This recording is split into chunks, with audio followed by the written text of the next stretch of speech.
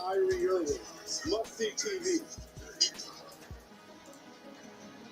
Our crew chief tonight, Mark Davis. Our referee is Kevin Scott. Our umpire, Mark Lindsay. And here we go.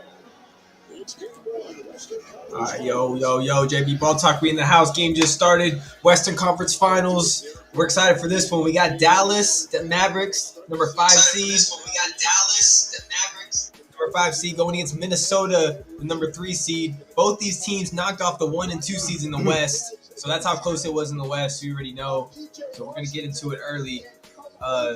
Looks like Minnesota went inside early to Gobert, and Irving fouls him. A little bit of a friendly fire there. Yeah, Kyrie picks up an early foul 15 seconds into the game. So we're getting into it real quick here. Western Conference Finals. Everyone's excited for this matchup. Going to be a thriller. Possibly a 6-7 game series. Here's Cat at the top of the key for 3. No good. Gafford with the rebound gives it to Luka. It's going to be interesting what the pace is going to be like in this series. Two pretty defensive-minded teams so far in the playoffs. But we both know they can explode offensively as well. Here's Luka at the top of the key against Jaden McDaniels, getting a screen from Gafford. Dribbling right. Step back behind the back. Jack, no good. Off front rim. Ant with the rebound, wearing the lime green AEs. I see you, Ant. About to mix up PJ, kicks it to Cat, kicks it in the corner to Connolly. Connolly, patient, gives it to Rudy.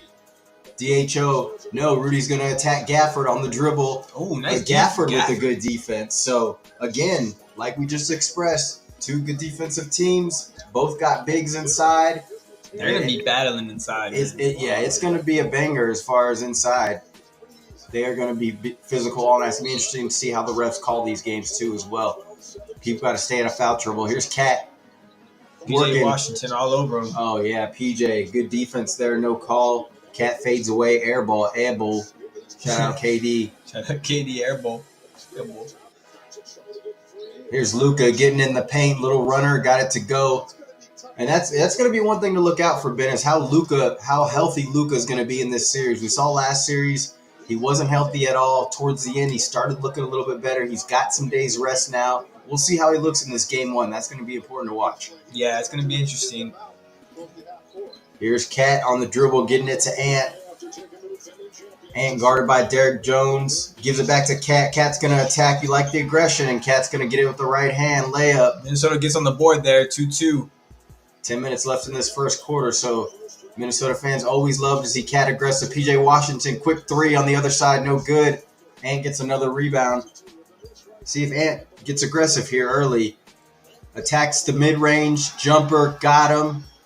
Ant with the midi. Easy buckets. Practice shot for him. 4-2 Minnesota. Here's Kyrie. His first time getting some dribbling in. Gets a screen from Gafford. Gets in the baseline, stops his dribble, kicks to Luka at the top of the key. Luka bodying Jaden McDaniels. Gets inside. Off the glass, no good. That was good D by McDaniels, though. Kyrie ends up with the rebound, gives it to Derek Jones. He misses the 3. Gobert with the rebound, kicks it to Connolly. Now here he comes on the run. Gets left hand layup, got it. Nice hesitation there by Connolly to get to the basket. Man, Connolly blew by again, PJ Washington right there. This crowd is hype early. You expect a lot of energy from Minnesota early. Just they got to stay even kill. Here's Kyrie getting in the lane, touching the paint, get a jumper, got him. So midi over Gobert. Yeah, we see Kyrie do that every game. Just yo, happy birthday, Hancock, on Friday, bro. Yeah, happy early birthday, man. Cross court to Jaden, up top, Ant, pump fake Kyrie, gets into the free throw line, jumper again, no good. So he hit one and then he missed one. The Dallas in transition here now. Ooh, Jones around the back. Gonna get Kyrie back door with a little floater. Oh. Right over. And Kyrie seeing Gobert just the masterful touch that Kyrie has is just ridiculous. We're going to see it time and time again. We've seen it time and time again. One of the best finishers at the basket we've ever seen for a small guard, and probably one of the best ball handlers we've ever seen. Here's Jaden McDaniels for 3. Got it. Jaden McDaniels really stepped up for him in Game 7 against Denver, putting up 23 points. Was big for them in that series. Wasn't a big name, but he really produced for them. Here's Kyrie, gets into the mid-range again, misses it short. Scramble for the rebound. Rudy ends up with it. Rudy got fouled, but got the ball away. Here's Ant on the break to Jaden McDaniels again from the corner, and he got it. Another one. McDaniels 2 in a row just sniping. We saw McDaniels get hot in Game 7 against Denver, and he's just rolling that over to Game 1 against Dallas here. Here's Luka working off the double pick. Gets inside, tries to draw contact. Little runner, got it to go. Looks at the ref like he does after every play. Thought he got fouled there, but yeah. No, that wasn't a playoff foul. It wasn't a playoff foul. Luka trying to draw contact as usual, but good finish there. 12-8 Minnesota. 7:20 left here. Connolly's going to fire the three. No good. Gaffer's going to get it here to Luka. Luka's going to slow the pace down a little bit. So it's going to be interesting because I think Minnesota might want to speed this thing up a little bit. Here's Luka. Step back. Kicks it to PJ. Wide open for three. No good. We saw him hitting that early in that OKC series. He had some really good games. He got some good looks, but he's been cold as of lately. Here's Ant getting a screen from Gobert. Gobert tries to get it to Cat, but good defense by Irving. Kyrie's got underrated defense, man. He's real scrappy on D. He almost stole that. He almost took his cookies right there from behind. Yeah, he's not gonna be physical with you 1-on-1, but he's gonna try to use angles and get to his spots and get steals. So we're gonna try to hop in the booth here for the first time, see if we can see some highlights, just some early highlights that we've seen from Luka, Kyrie, Ant here. So everyone's been getting involved in the action. It's gonna be interesting to see, what kind of level that Minnesota is going to be able to play at all game, and what kind of adjustments Dallas is going to make throughout the game. Both teams, as you can see, have size inside. They're both pretty defensive minded. Luka looks like he wants to slow the pace down. Minnesota might want to speed the pace up a little bit. So it's going to be interesting if we see those contrasts in styles and see who wins here in this first game. But Minnesota is, as you can see, they're pretty amped up and their crowd's pretty into it. We'll see if they can keep that momentum going just the entire game. But of course, they're going to be hitting shots if they want to do that. So Ben trying to pull up some highlights real quick. Happy birthday, Hancock. Again, early birthday. We do have game 2 on Friday. So yeah, we will see if we're going to stream that game. But I mean, we appreciate you. If you want to watch us on your birthday, that'd be awesome. If not, man, go do something fun. That would be awesome too. Treat yourself to something for sure. So Ben here trying to find some highlights. Is doing a terrible job right now, but trying to work the ones and twos. But let us know what you think about the game early. We appreciate y'all joining us. If you're joining us here early, we got right into the action. But good block by Gaffer right here. Here we go. This is all it. This is what we reacted to a little while ago. So yeah, Dallas is coming out playing some tough D early. Minnesota's looking sharp though, coming off that Game 7 win, looking like they just took out the defending champs, which they did. So we're gonna get into it here though. Dallas has been playing really good on defense. I think they had the best defense ever since the trade deadline, going into the playoffs. They have one of the best records besides Boston. So we're really gonna get into it here with these two teams. I feel like it could go 6-7 for sure. This series is gonna go back and forth. Game of runs for sure. Man, Ant-Man versus Luka, man. Uncle Drew. And you got Cat involved. Little big purr out there. Yo, what up, Mark? Welcome in the stream, bro. Appreciate you tuning in, man. Shout out to my homie Mark. Payroll of Mark, I heard. Yeah, it's funny because Ant did say after the game, he's like, Kyrie's going to be my matchup. So, I mean, I don't think that's going to happen all the time because I don't think Kyrie wants that smoke on defense too much. But it will be interesting and fire to see them go at it for sure. Yeah, they're going to be going at it for sure, yeah. Looks like McDaniels is taking the challenge on Luka right now at first. So. Yeah, and Luka's wanting to slow the pace down right now. You can see he obviously wants to try to get going, doing his typical, trying to draw contact. Definitely wants to try to get their guys in foul trouble, and that may be an interesting storyline when it comes down to it. With both these teams being so physical, not only how the refs call it, but who gets in early foul trouble, who can stay out of early foul trouble and keep themselves in the game. So it's going to be interesting to see here early.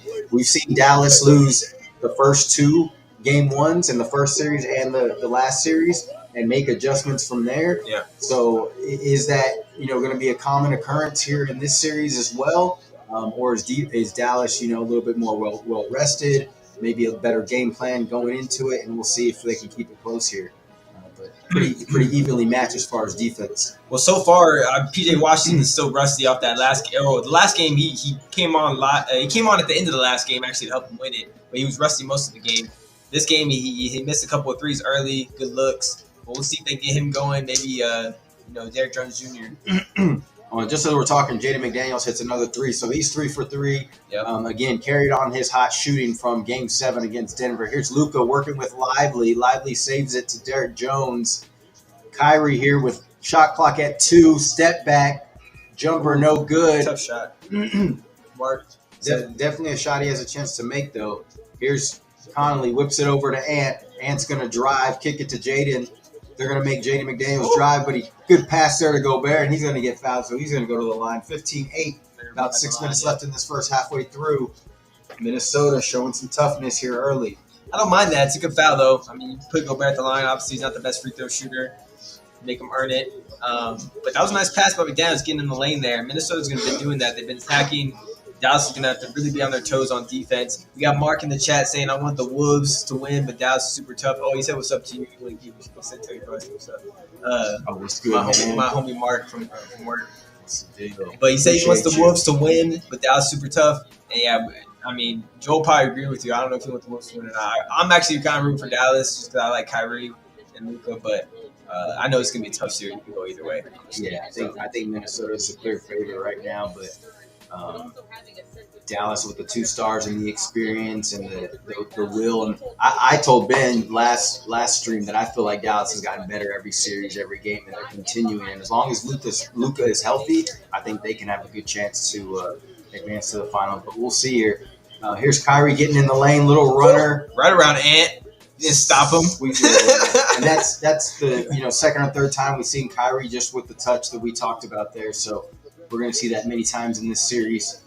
Here's Connolly, and Kyrie's actually guarding Connolly right now. That was good D. He closed out at the end there. Conley still got the look, but come back the other way in transition. Kyrie almost had it, but got stripped by Conley there. It's going to be out of bounds, Mavs ball.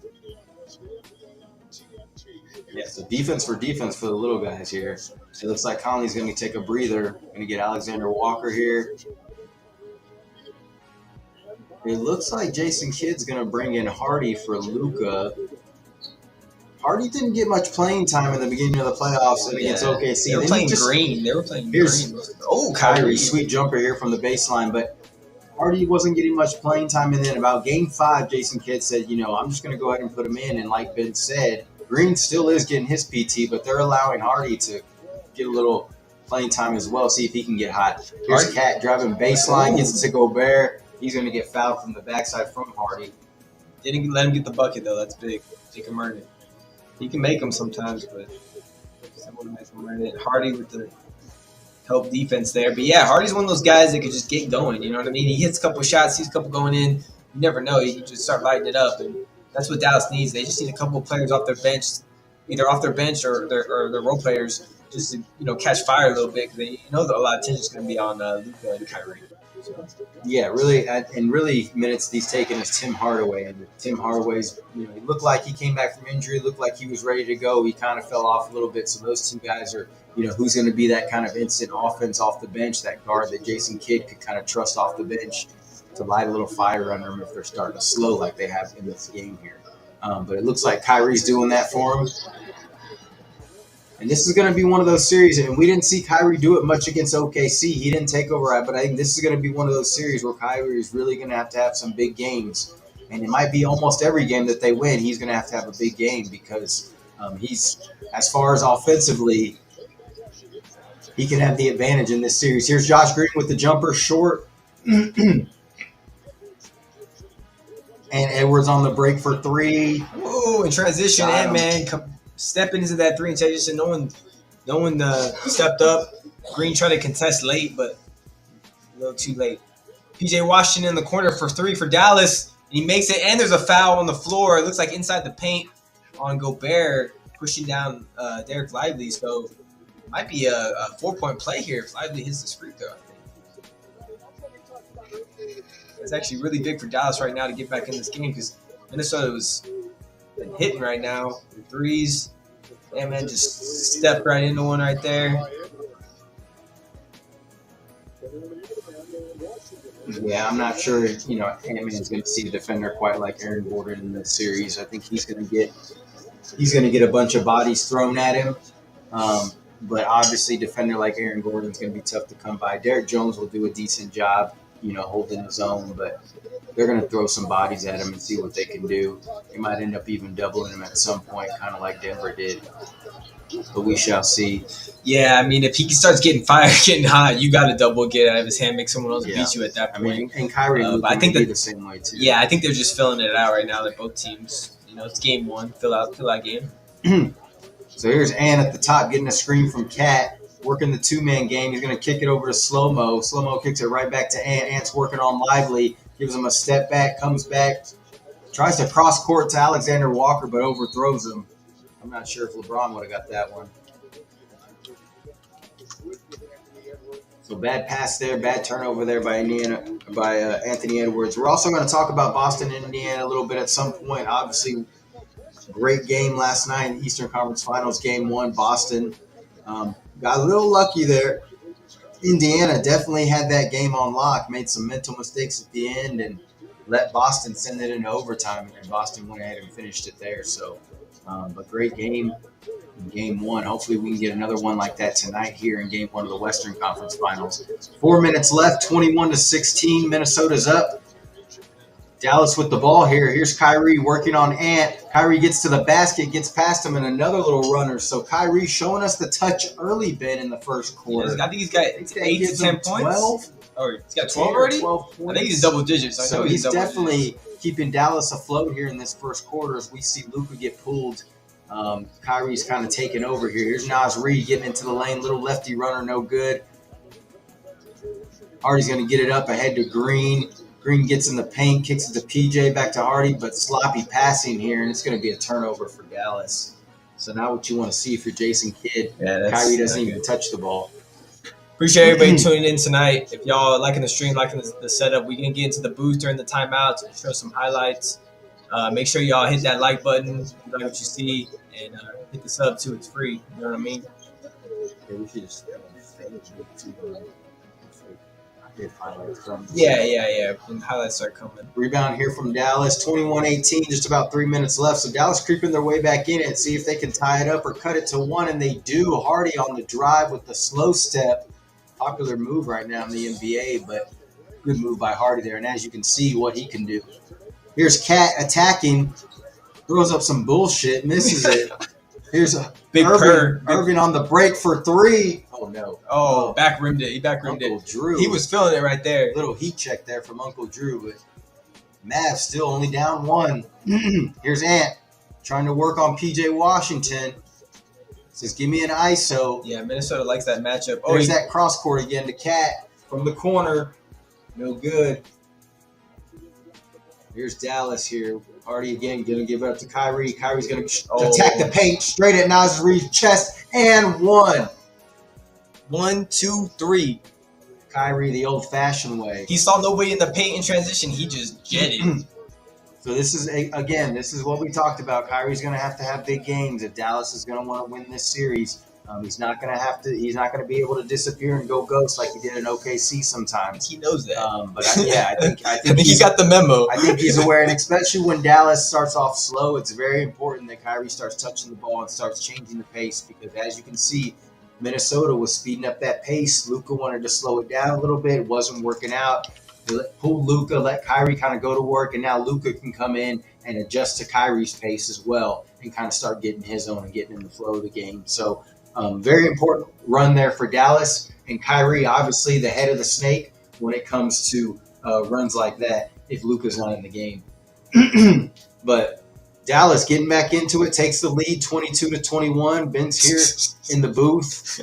As we're seeing some of the graphics here, you see first team all defense, first team all NBA here. It's the first team all NBA. Yeah.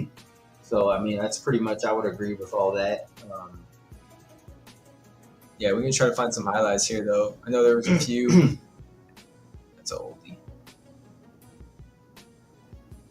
But yeah, we appreciate y'all joining us. We know y'all enjoying this game one. Obviously, everybody hyped for this series. It's good to see some new blood. We're gonna get a new champion this year. We've been seeing that for the past couple of years. A couple new champions. I think we're going to start seeing that more in the NBA until at least until Wemby gets to a point, and then we see Ant Edwards, and then we may start seeing dynasties in the future because of some of these ultra stars, these mega stars that we see. But I could definitely see Wemby and Ant Edwards battling out in the future. But you also got guys like Shea, Pablo Banchero. You got new guys coming into the league. There's always going to be young players ready to take that ring from the older guys, and you can see it now. Kyrie being the oldest guy that's actually been there, left in the playoffs. All these other guys, besides Luka and Tatum, who have been this far, all these other guys are new to it, gaining experience, and that's what's so good for Minnesota. Minnesota just gets to gain experience, whether they win or lose, end up winning the championship. They get vital, crucial experience, especially Ant Edwards, to kind of move forward with, as well as Indiana on the other side too. So it's good to see. Definitely good to see some new stars, some new blood. It's definitely cool to see when you don't really have a dog in the fight, because you can just go for whoever and enjoy the games. It's definitely nice to see new players becoming household names, new players, making their own moments, whether it's in the finals, Western Conference, clutch moments. So it's and to see these teams, the way they're constructed, and to see the way that they play the different styles. And you can see that old school defensive basketball making a comeback here in the playoffs and kind of dominating the playoffs right now in the Western Conference Finals. We're getting back at the action here. They're showing Kyrie going to work, little back cut, little runner.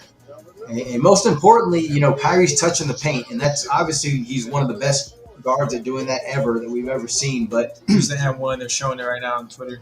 As a guard, you know how important it is to touch that paint. So whether you're getting to the paint and be aggressive to score, or whether you're getting to the paint to try to make a play for one of your teammates, set them up for a shot or a cut or a dunk or a lob, whatever it is, it's so important to touch that paint, put pressure on the defense. You just wear a defense and it causes them to help rotate. So you're always constantly putting pressure. That's what opens up the jump shot as well.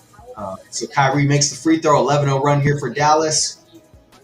And he's brought them totally back in this game, 23-21. 2 minutes left here in the first quarter. Alexander working with Kyle Anderson. Kyle Anderson with the smooth little touch in the paint, and he shoots it up for two. So he ties it up, 23-23. 2 minutes left here in the first quarter.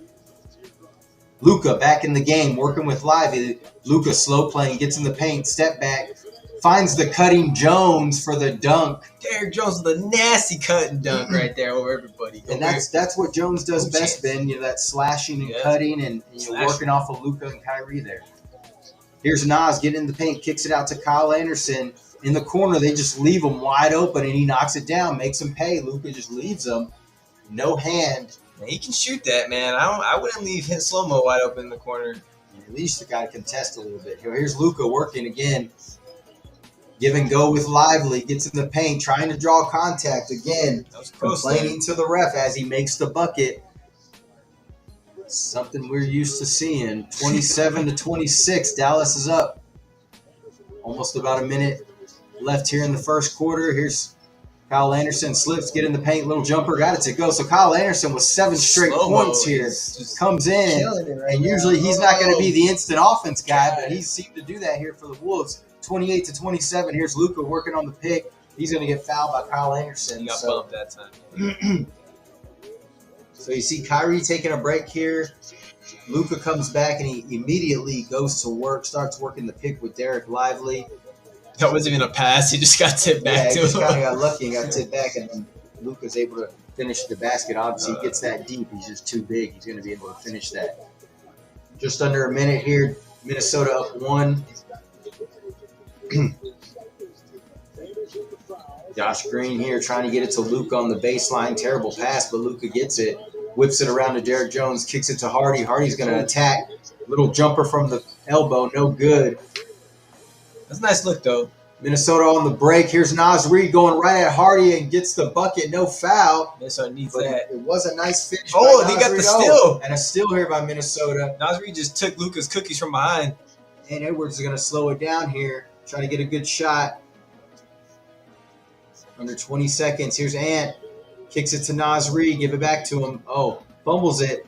8 on the shot clock. He's still got time. Ant's going to shoot a long 3, though. Does he got that? He does. Oh, wow. Ant is feeling it right now, man. Man, just so confident and smooth in his game. We're under 10 seconds. Here's Luka What? asking for a pick.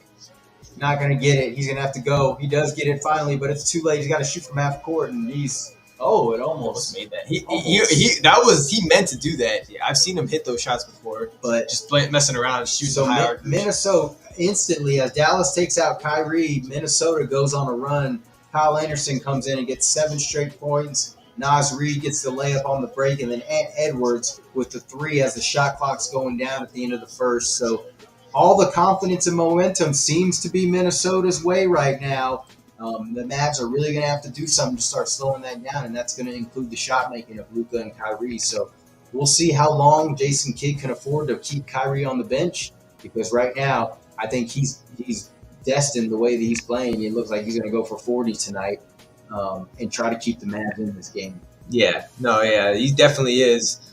He's gonna have to, man. I mean, the way Ant's playing right now, and the role players, Nas and everybody, they're all showing up right now. It's gonna be a great game. We're getting to the booth right now. We're gonna try to show some highlights early in this first quarter. A little lob to Lively right there from Luka.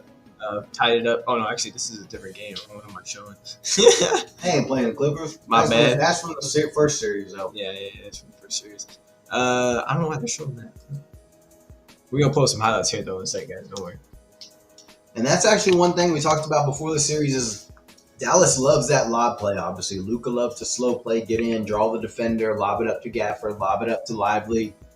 Kyrie gets into the paint, touches the paint, gets in there with his quickness, draws help no matter what, and likes to lob it up for the runners running baseline, whether that's Gafford, Lively, or sometimes Derek Jones as well. That play is crucial for the Mavs. They killed OKC on that play. They also killed the Clippers, as we saw in that old highlight there, but that's a play that's going to be tough to work on Minnesota because of those bigs down there. And we saw that Rudy Gobert actually did a decent job in Denver on kind of helping and showing and getting back to that lob.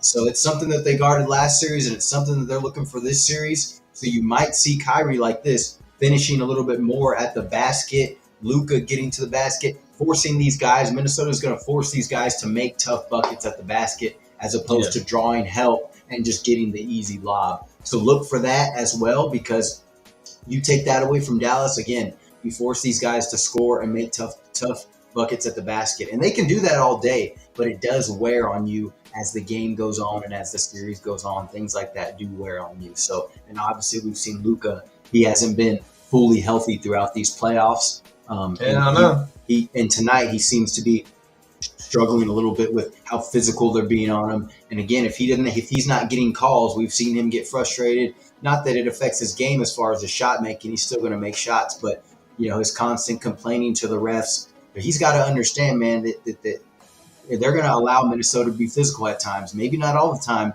but against Denver, they allow them to be very physical at times. Touch, grab, kind of force you one way. And you can see they're going to show the highlights right here. Doncic was a little frustrated there at the end of the first quarter trying to call for a pick, and I guess he was letting him know. He's letting Gafford know right there. And that's one of the things right there. It's a frustration of Luka, but, Gafford tried to give him a high five, and he kind of just blew him off. It's like you got to keep your teammates involved, and those are the kind of things that we hear why the teammates get frustrated with Luka sometimes. But that's obviously just his competitive spirit. Exactly. At the end of the day, he's super competitive. And he knows that he's, the best on the floor, so he wants things to go his way. But he's got to understand that he's got to keep his teammates involved. He's got to keep his team together. Here's an Ant highlight for all you Minnesota fans out there. We got Ant hitting the 3 right here, the deep 3. So there's Luka wide open for 3 to start the second quarter. Bang, bang. Makes it. So just as we're talking about Luka being frustrated, he comes out, and that's typically what he does when he's frustrated. He'll come out and hit a step back 3 or something, and miscommunication on defense there by Minnesota. They just completely left him. So 33-30 to Minnesota. Looks like Minnesota's going to hit something here. Gobert's going to kick it. McDaniels again? Man, that's this 3 guy. 3s already for him in the game. That's 4, man. 4? That's 4. Oh, yeah. I must have missed one. What? Yeah, so Jaden McDaniels is just continuing his hot shooting. He is not letting up while playing defense on Luka as well. Here's a bad pass from Luka. Conley with the steal. He got Exum in the game. Conley slows down. He's going to pump fake 3, give it to Rudy. Rudy's going to flail his arms and get a foul, but Yeah, he was pretty deep in the paint there, so they went ahead and fouled him. Gafford was there with Luka, but McDaniels, man, what did this guy have for breakfast, man? Some Wheaties or something. Y'all got KD, we got Jaden McDaniels.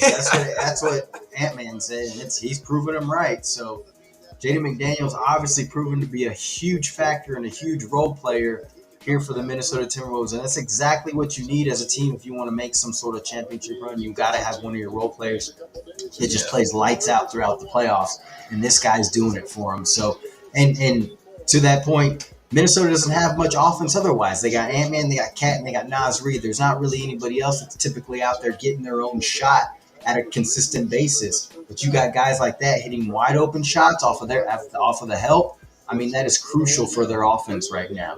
And you can see what it's doing as they put up 37 points as Gobert misses that second free throw. So 37-30, just under 11 minutes left here. They got Dante Exum here for the Mavs. Here's Luka. Gets it to Gafford. Good pass inside. Yeah, he boxed out Conley with his body. They got the switch there. Gafford on Conley was a mismatch. And that's one thing you don't want to do is probably double Luka because he's typically going to make the right play and make the right pass. Here's Luka on the steal. Turnover, Naz Reid. Dante Exum dribbling it in. Kicks it back out to Jones. Back to Luka. Guarded by Reid. Step back on him. Wing. 3. Oh, no good. Usually that's a shot, but he missed it there. Dallas gets the rebound here, though. Second chance opportunity. Going to get it back to Luka. 6 on the shot clock. Luka's going to attack the paint. Tries to get it to Gafford on the lob, but too much traffic in there, Ben. But he still got the shot up, just didn't make it. Here's McDaniels. Kicks it to Alexander Walker in the corner. No good. Gobert slaps it off of, looks like Dante Exum, and it's going to stay at Minnesota ball. Walker finally missed one? Yeah, Walker was hot in the beginning of last series, but he kind of cooled off, and we haven't seen him hit consistently like he did in the beginning of the Denver series. But we have seen Jaden McDaniels consistently hit now. So they've had somebody that steps up. And here's, like, they're going to call a foul off the ball here. Yeah. So 10 minutes left here, 37-32. Minnesota pretty much in control of this game, especially without Kyrie on the floor. You're going to wonder how long Jason Kidd's going to keep him on the bench here. I expect him to come in here in the next couple of minutes because he's really been their spark plug so far. Here's Connolly getting in the paint, kicks it out to Naz Reid. He fumbles it. 6 on the shot clock. He's going to have to go. He kicks it to Alexander Walker, who's going to throw up a 3 off the dribble. No good, short. Scramble for the rebound. Hardaway ends up with it. Seeing his first action of the game here, Ben. So the Mavs seem to be going a little deeper, though, than last series, I feel like. At least early, yeah. I think Jason's going to figure out, who he's going to play in this series, who's a good matchup. Here's Luka trying to draw the foul again on Jaden McDaniels. Does not get it. Straight up defense. Good defense by Jaden McDaniels and causes that miss from Luka. Alexander Walker kicks it to Connolly, kicks it to Jaden McDaniels, who drives middle baseline. Oh, and he runs that's into going to be a charge. Exum. Yeah, I think that is going to be a charge. So that's I don't mind him playing Exum, Joel. I'm sorry to cut you off, but Exum's a good defensive player. He knows what he's doing. He's a pro. That was a good charge. Actually, he might have been moving. He has been around for a while. I think he took it to the chest. You can be moving, but if you take it to the chest and you're in position. He's your legal guard position. Yeah, so I don't think they challenged that one. They probably let that one go. And he's another person that can handle the ball. Take a little stress off Luka. Yeah, not someone you're going to see huge minutes from, but, when Kyrie's out. Yeah, when Kyrie's out a little bit, just to try to see if he can get going. But Dallas does have some guys that are capable of getting hot, so we'll see what role player steps up for them because they're going to need somebody else too. Gafford gets humbled inside. Yeah, there was like 3 defenders there. Exum tried to squeeze it into him. It got to him, but he was just... So they're going to call a foul here on Minnesota. I think it was a jump ball. I think it was actually a jump ball. Here's Kyrie coming back in. We just said Exum. He came in for Exum. Yeah, we just said that we didn't think he was going to sit much longer. So 9 minutes left, 3 minutes into the second Here comes quarter. Big Purr too. And now you see Cat back in the game. Big Purr. PJ Washington's going to come back in the game as well for Dallas. I appreciate everybody tuning in though. If you like what you see, make sure you hit that like button. Helps us out a lot. Get the stream out to the people. Yeah, smash that like, man. We appreciate y'all. Hope y'all are enjoying this game. Yeah, we're enjoying it. So hopefully y'all. So jump ball. Oh, Jaden McDaniels steals it on the jump ball when Dallas really should have got Luka just being lazy, not going after the ball, and gets out hustled by Jaden McDaniels, and he gets to the basket and scores. And Luka right now just kind of in his feelings, man. But 39-32. Yeah, Gafford did tip it a little far, but Luka wasn't ready for it, and he did not hustle at all for it. Yeah. Dan just snatch it from him. As we know, Luka's known for his speed, so He's known for his speed and his hops, right? unfortunately, he wasn't going to beat Jaden McDaniels to that ball. I was So about to hop back in. we're going to get back in the booth here, 39-32. The Wolves pretty much in control right now at home, feeding off that crowd. Seem to be a little bit more controlled on offense as opposed to Dallas. The only thing we've really seen from Dallas positive on offense has been Kyrie. Yeah. Luka's made a couple of tough buckets here, but you can see him trying to draw fouls. He's kind of getting distracted by doing that as opposed to just, playing his game. And I expect him to get into it. He's trying to get in a rhythm. He's trying to see how the refs are going to call the game. And I expect him to get into his rhythm. But right now we're seeing a big game from Kyrie, and I expect him to try to get going here in the second quarter. So we are going to try to show some highlights here. It's like they got a live booth going too as well. Yeah, well, that's like the side cast or whatever. Well, when I typed in press conference finals, a few things came up. Jaden McDaniels, obviously, He was getting hot. 4 for 4 from 3. One of those guys that's stepping up for him, crucial right now. Nice pass by Gobert there. I don't see that from him a lot, getting in the paint. Yeah, typically those role players are going to get open threes in situations like this where you're going to get help, defense is scrambling. And a lot of times it comes down to, which role players on each team are going to knock down those open shots and have big games. But looks like Jaden McDaniels is on his way. There's a finish by Kyrie. We've seen a couple of tough finishes from Kyrie. That was that and one we saw earlier as well. But we've seen him get in the lane. Nice little floaters, nice little touch. As we all know, Kyrie's a magician with the basketball. He just does whatever he wants. Yeah, just one of the best ball handlers we've ever seen in the game. One of the best finishers we've ever seen in this game for a small guard. And he's really fun to watch. So, all right, so make sure you vote in that poll, guys. We got 48 votes in it right now. But who gets more buckets tonight? Either Ant and Cat from Minnesota or Luka and Kyrie for the Mavericks. So little combo there. Right now, I don't know who has more points. This is probably pretty close. I want to say Luka and Kai just because Kai's been going off. Yeah, we've seen Kyrie go off. I haven't seen Cat really get much. Ant did hit a few threes. But we'll have to check the box score here in a little bit. Yeah, and we'll pop that up. It might be pretty close, though, too. But we appreciate y'all. Feel free to get involved in the chat, ask any questions, get involved. Who you're going for. We love talking sports. Ben put the Discord out there too if you want to hop on. Yeah, that's in the description down below. You want to chat with us or anything, we might try to get some guests in here throughout the night if anybody wants to jump in. So yeah, we also have a Twitter in the Discord. Joel will be on the Twitter posting tweets all day, so make sure y'all look out for that. Follow that and get your Twitter or X on, whatever that is, whatever X. So-called Twitter. Whatever it is. So-called Twitter, but be on there occasionally. So we're getting back in the action here, just under 9 minutes, 32-39. Minnesota getting a deflection here. Luka's going to need to pick up his game. He's making some lazy passes. He's kind of nonchalant with some of these actions here in the game. I think he needs to try to get a higher motor going here. Here's Kyrie cutting back door, gets back to Lively. Lively tries to swing it to PJ, but PJ just couldn't catch it. So some sloppy play from Dallas here early.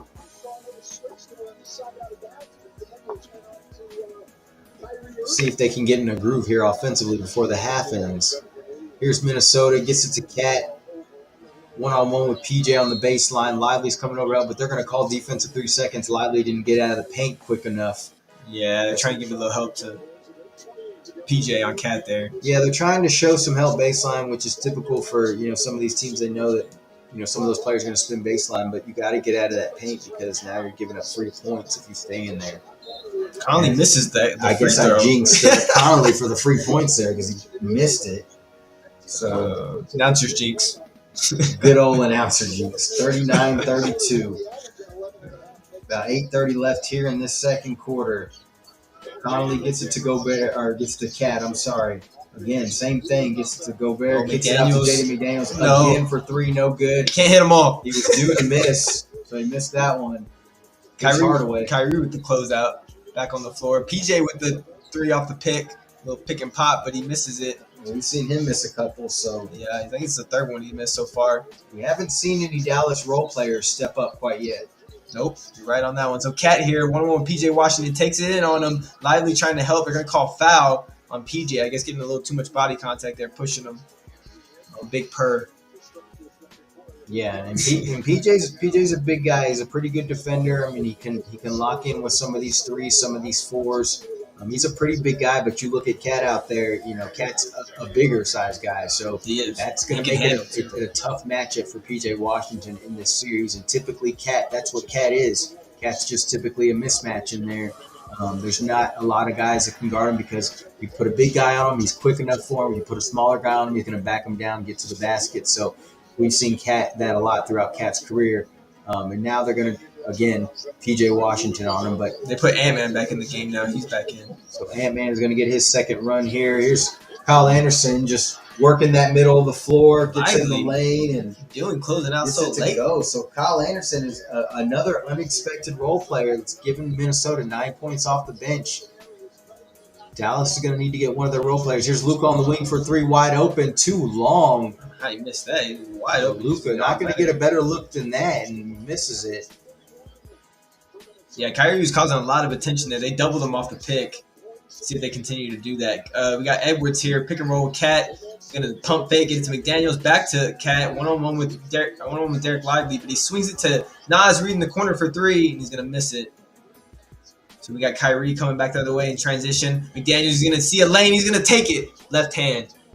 Easy Kyrie bucket right there. That ends almost a 4-minute drought for Dallas as far as buckets go. So again, Kyrie's out the game. They don't score. He comes back in, and he's the one that puts him back on the board. So 41-34, Ant for three, no good. Dallas is going to get the rebound here. Yeah, they're not updating the score on the ESPN app right now. So it's 41-34, though, actually. Minnesota, 6:30 left in the game. Here's Luka getting baseline on Ant, and he does draw the foul on Ant. It's the and one on Ant. Said, nah, you can't guard me. Go back to guarding Kyrie. That's what Luke is saying right now. Showing Kyrie and his speed. For all you young players out there, you see him bringing down the ball on the court. One of the most important things when bringing the ball down like that is just your change of pace. If you can change speeds and throw the defender off, you can really make things happen when you're on the break and when you have a defender on your hip like that. So for any young players out there, when you're coming down the floor and you got defensive pressure, dribble fast, dribble slow, change your pace, throws the defense off, makes it easier to get by him. Here's Kyle Anderson, gets the screen, gets in the paint, kind of gets lost, but gets it out to Anthony Edwards, and then he's going to go set a pick for him. Here's Ant getting baseline, but he gets doubled. Gets it back to Kyle Anderson. 5 on the shot clock. Kyle Anderson's going to shoot a jumper from about the elbow area and hit it. So Kyle Anderson's just feeling it tonight. He's hot right now. So role players stepping up. Good step there by Lively. Little Euro step with the layup. The big man showing some athleticism there for the rookie. He's been phenomenal for him this season. Here's Anthony Edwards, guarded by Derek Jones. Get a ghost screen from Ant, but they leave him, and Ant misses the three. But here's Kyrie on the break. He's going to attack Jaden McDaniels. He's going to stop, though. Good defense from McDaniels there. Gets it back out to Luka. Luka spins on Ant, gets in the lane. Good layup. Now you can see Luka's picked up his pace a little bit, but Luka goes down, grabbing his leg. That was nice. We already know every time Luka goes down at this point, he's not healthy. You got to be careful there, but you can see that Luka's picked up his pace a little bit on offense. He's not worried about the foul. He's just attacking, and he's focused on finishing as opposed to just drawing the foul. It's changed ball game, folks. It's changed offensively a little bit here for Dallas, and this is that experience and that what we're talking about here. And Dallas's defense is able to keep them in the game as well. So as bad as it was looking there for Dallas as far as shot making, and again, it's only been Luka and Kyrie really. They do need somebody else to step up. As bad as it has been, they're still only down 2 And these games are going to be close. It's going to be a battle. It's going to be a defensive like battle. You said, here. Yeah, they need other people to set up. Looking at the box score right now, at least for the people that are on the floor, I mean, Kyrie and Luka are carrying the team offensively. So luckily, their defense is holding strong. They haven't really let anybody else go off except Ant. Anderson actually did go on a little run. He's got 11 points. He's the only one double digits. And then obviously McDaniels, I guess you can't forget about him. Yeah, all them threes. And actually, Ant-Man, he only has 8 points. He seems like he's been doing more.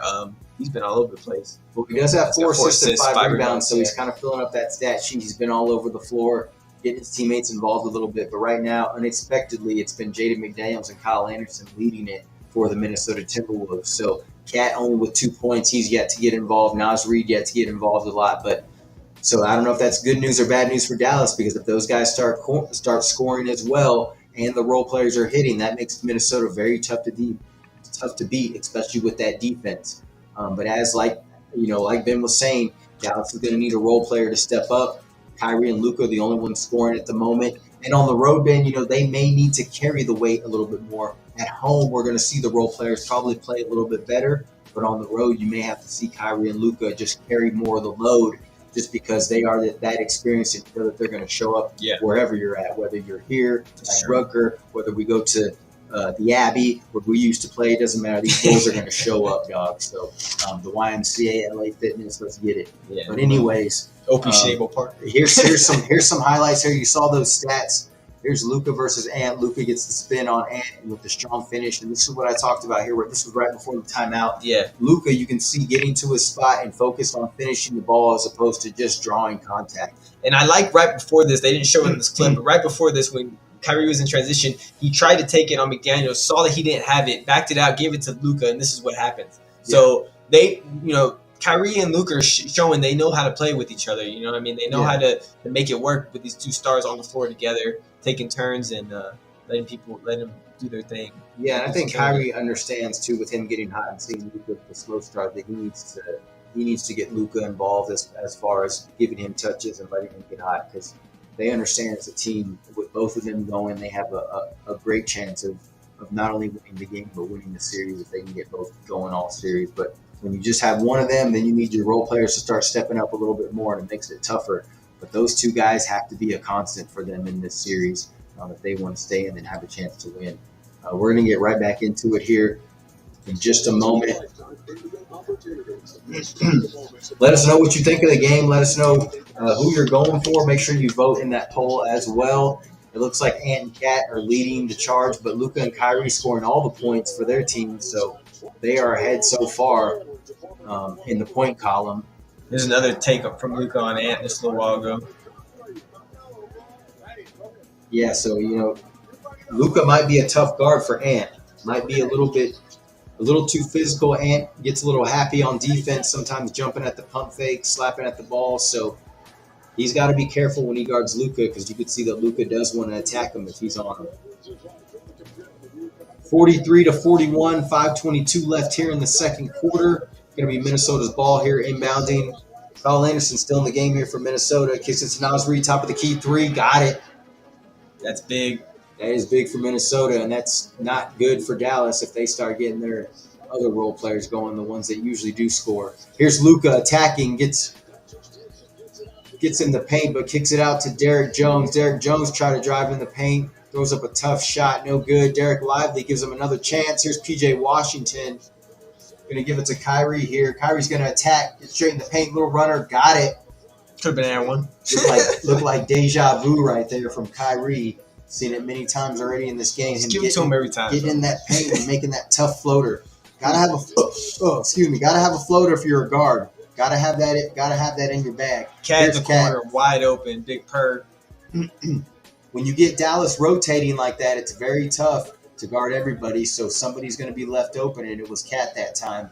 He only got 5 points, so he hasn't really done much up to this point. But here's Dallas going against Kyle Anderson, Luka. Nice dime to Lively, wide open in the paint for easy. So, again, we talked about it, that help that comes. Luka's just waiting for that help, reading the defense, and he's going to drop that dime, whether it's a lob or a nice little bounce pass right there for an easy bucket for Lively. Here's Ant attacking again. Lively says, meet me at the rim, boy. Lively with the double block on Cat. He said, "Get out of here, big perv." The rookie making an impact. Here's Kyrie attacking. Gets in the paint, tries to kick it. Oh, it gets deflected. Force it in there. Kyrie probably should have just went up with that. Yeah, sure. Here's Naz Reid in the corner. No good. Lively with the rebound. So the rookie Go back working. and forth. No buckets. They're going back and forth. I do like the aggressiveness from Cat, though. He is attacking PJ. PJ Washington really can't hold him needs to shoot that. in. Here's PJ wide open for three. No good. Short. I think a that's little the short. fourth or fifth three he's missed. So PJ just not on his game right now in the first half. He's getting this wide open look, so he's got to keep shooting, man. 3 minutes left. Yeah, got to keep the defense honest. So 3 minutes left here. 49-45. Minnesota's up 4. Excuse me. And Edwards going to attack baseline, throw it baseline, and Jaden McDaniels for another three. Jaden McDaniels. Opposite of PJ for sure. Hot as grease right now. Boy's on fire. 5 of 6 from 3. He's got 17 points. Here's Luka on the step back off glass. No good. Nice tip out from Lively. Luka, another chance from 3. No good again. Derek Jones, what a rebound. Oh, and what a shot. He made that shit. Man, so what's going on, bro? Derek Jones and Lively working on the boards, keeping Dallas in it here. Yeah, down by 5. 52-47. It's going to be a great series. Both these teams, you love to see it. The physicality, just the tough-minded, the willingness from both these teams. Here's Kyle Anderson for 3 from the corner, no good. And Edwards on the attack gets the rebound. Almost dunked it. Give it back to him. Ant in there amongst the Giants gives it to Cat, and Cat goes up for 2, and he's going to let out a scream. It's a nice pass by Ant to Cat. And here's Kyrie on the break for a tough finish. A little English off the glass over slow-mo. Yeah, and we've seen it too many times today already. Kyrie just with the magician. The touch, beyond masterful. Here's Jaden McDaniels in the corner. He's going to attack Luka. Gets in the paint. Little runner. No good. That's what you need him to bounce it. But he's going to get his own rebound and score it. So staying after it. Minnesota staying after it. Staying after the rebounds. Offensive boards. Going to be crucial. What a game here, folks. 56-49. 120 left. Lively kicks it over to Derek Jones. Kicks it to PJ Washington. He's going to drive baseline. Oh, good reverse layup by PJ Washington and 1. He attacks Cat on the defensive end, trying to give him a taste of his own medicine. Will actually just use his speed and get around him. If the 3 ball ain't working, you got to attack the paint, get to the basket. There you go. That might get his confidence going, though. The next wide open 3 he gets, he might hit now because of that. Yeah, definitely. He's going to get a free throw Get to the free throw line, get to the line. You can always get it going there. So very important that one of these role players starts to get hot, especially in the second half for Dallas. They're going to need somebody to step it up if they want to try to win this game here on the road. Yep, big time. Let's see if it's going to be PJ, Tim Hardaway, Derek Jones Jr. I mean, Lively and Gafford haven't done too much yet. I mean, they've had a couple of cleanups, a couple of nice dimes from Luka and Kyrie. But yeah, Dallas not shooting good from the 3 right now, and they're still only down 4, only making 2 threes this half. Here's Naz Reid getting into the paint, gets stripped by Kyrie, but they're going to call the foul. Couldn't really tell that angle if he actually got him or not. We'll see if Dallas ends up challenging it. But it's only a 4-point game. 1 minute left in the second quarter. Kyrie thinks he didn't foul him. He's asking for a challenge, but that's what they all say. So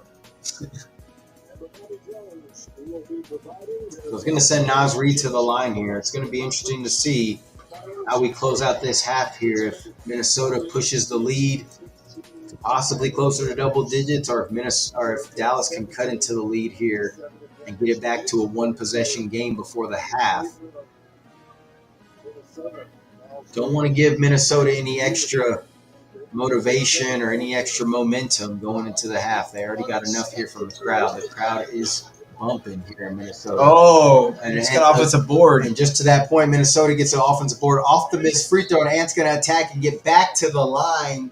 Fouled by Gafford there. So Ant Edwards here getting aggressive here at the end of the first quarter. Gets to the basket, does not finish, but does get fouled here. And you can see the frustration from Luka been showing there on the screen. This was the last time out, previous time out, I think. Oh, that was at the end of the first quarter. In the first quarter, okay. And Edwards filling up the stat sheet here: 8 points, 9 rebounds, 5 assists. He at the line for 2, so he's going to try to get 10 points here. It looks like he's on his way to a triple-double.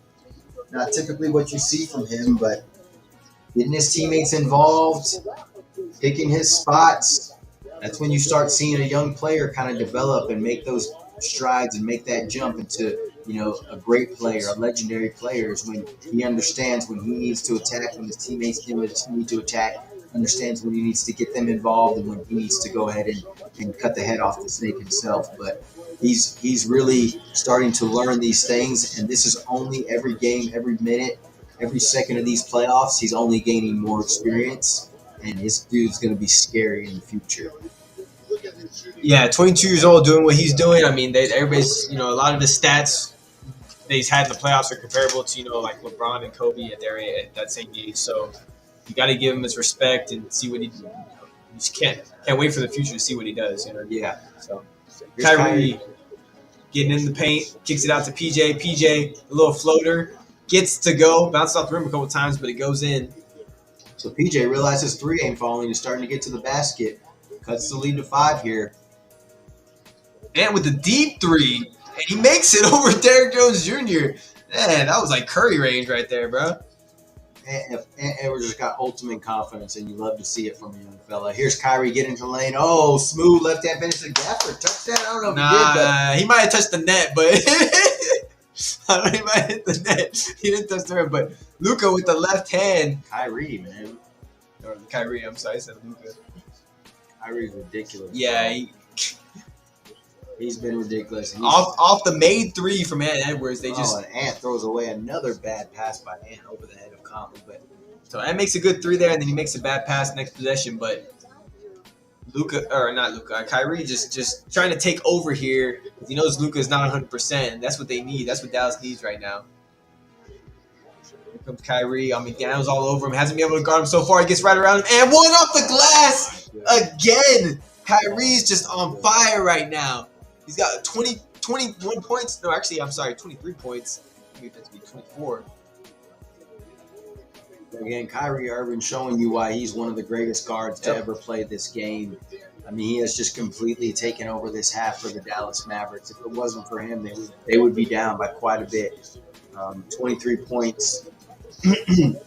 Luka, you saw, got going a little bit in the second quarter, but without Kyrie in the game, the Mavs have been completely dead on offense and haven't been able to do anything. So, Kyrie, you love to see it if you're a Dallas fan. He didn't get ultra aggressive last series when you really wanted him to. He's definitely doing it to start this series, and I think he understands that this is his time. Western Conference Finals, one of the most clutch players we've ever seen in this game, and I think he understands that this is his time. 62-59, Minnesota takes a 3-point lead into the half, and this is what I just talked about. I said, is Minnesota going to be able to stretch this lead closer to double digits, or is Dallas going to cut it to a 1 possession here at the end of the half? And Kyrie did exactly that, cut it to a 1 possession, did not give Minnesota the momentum. As a matter of fact, gave his team the momentum going into the half with that final bucket there, that and one. So Kyrie just the savior right now for Dallas here in this first half. Yeah, not to say Luka hasn't done anything, because right here he's dropping a dime and he's hit a few shots. Yeah, he's not 100%, but he is, he's Luka Doncic, so he's going to be a decoy out there nonetheless, if anything. And Kyrie could just go to work, and that's what he's been doing. But Kyrie's got to keep up this pace, and he does need a little bit of help from some other role player, whether it be PJ Washington, Derrick Jones Jr., you got Tim Hardaway coming off the bench. I don't know if Exum's going to get any more minutes. He did okay. They might have to maybe put him in when they take out Luka, maybe pair him up with Kyrie, see how that does. But yeah, on the other side of it, Minnesota, they're looking tough, man. They got balance all over the place. Besides, Alexander Walker actually has, I think, 19 points. So he had a big first half, hitting all those threes. Jaden McDaniel. Yeah, Jaden McDaniel. The starter, So he's playing defense on Kyrie, not doing a great job, but it's Kyrie, but he's hitting them threes on the other side, so that's big for them. I really like that. So we got a ball game. Yeah, I'll tell you that much. Yeah, we've seen a couple of role players for Minnesota step up. Jaden McDaniels, to Ben's point, and then also Kyle Anderson. I think that's some unexpected offense that Minnesota wasn't really counting on in the stat sheet, but they got it. And it was huge because Cat Williams hasn't really exploded offensively. Naz Reid hasn't exploded. You see Ant Edwards got a little bit more aggressive towards the end of the second quarter there, kind of got his scoring going. And he's kind of having an all-around game right now. So, I mean, if these two teams are going to play like this, I mean, expect a dandy of a series, and it's going to be close like this as far as battles because both these teams are so tough, defensive-minded teams, and they both make it very tough for each other to score. But the thing is that there's great offensive players on each side, and those typically great offense will usually beat great defense. But we've seen some great team defense from both of these teams in these playoffs. So it's going to be interesting to see, as it comes down to the wire and as it comes down to the stretch in the fourth quarter, who gets those important stops and then who comes out and makes those big shots against these tough defense, because it's going to be tough. I'll tell you, when it gets late in the game, it's going to be tough to get in there and paint and finish. You're going to have to see Luka and Kyrie hit some tough jumpers. You're going to have to see Edwards hit some tough jumpers. You're going to have to see some of these role players hitting some threes. And to that point, Dallas really needs one of their role players to step up, whether it's going to be PJ, whether it's going to be Hardy, whether it's going to be Hardaway, whoever it's going to be. It may be one of those big guys too. Maybe Gafford and Lively come in and start having a big game, getting some, they are working inside. Lively, we've seen working inside, but maybe they start getting on the scoring a little bit more. So they're going to need one of those role players to step up. I'm not sure if just Kyrie and Luka offense it may be able to overcome, one game, very tough on the road. It's definitely not going to be sustainable throughout a series to depend on Kyrie and Luka. So No. Derek Jones is another guy. Derek Jones was pretty consistent for him last series, and we need to see him. He gives constant effort, but if we can see him start knocking down some shots like he did in the last series for them, that's going to make Dallas even tougher. But we'll see what happens. And we're showing you some of the highlights here on Twitter. We'll be in the booth here. We try to keep it in the booth, show you some stats, show you some highlights, just try to keep it interactive. Again, feel free to get in the chat. Let us know what you think. Interact with us. We love to talk sports. And we just try to keep it chill and just talk, about the game. We don't really have. We're not really biased. Ben's wearing a Dallas shirt though, so Luka. He does enjoy Luka and Kyrie. I mean, who doesn't? I'm not biased though. He did pick maybe a little bit. I think he picked Dallas to win this series, so that's kind of why he's having Dallas shirt too. But either way, we're just enjoying the game, so enjoy it with us. We appreciate it. It's halftime. I think we will take a quick break here. We're just going to run a video for y'all, and then we're going to be right back. But we're just going to take a quick break here. Yeah, we're going to take a quick break. I'm going to go ahead and post it. I'm going to run a video of our basically like our stream trailer, kind of some highlights of our past streams. So go ahead and check that out for a little bit, and then we'll be back on the stream here in a little bit when the third quarter starts. So y'all stay tuned. Make sure you hit that like button and vote in the poll, all that stuff. Follow us on Twitter while you're at it. All right. 62-59 at halftime. Wolves up by 3. We'll be back.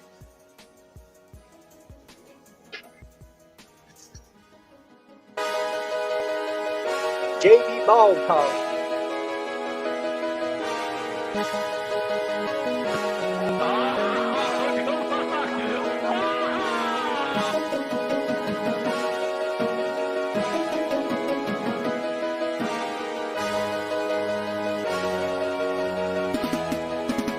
What's the game that you're least interested in? A game that you might just catch the highlights later? I'm glad you asked me that question, Joel. Joel, what do you think the most intriguing storyline is this season? I got my eye on Lamar Jackson, that whole situation. Pay that man his money. We want to introduce you to some of our guests here. We got our betting expert, Josh, our Cowboys correspondent, Mark. We got our running back analyst and sleeping expert, Ty, as well.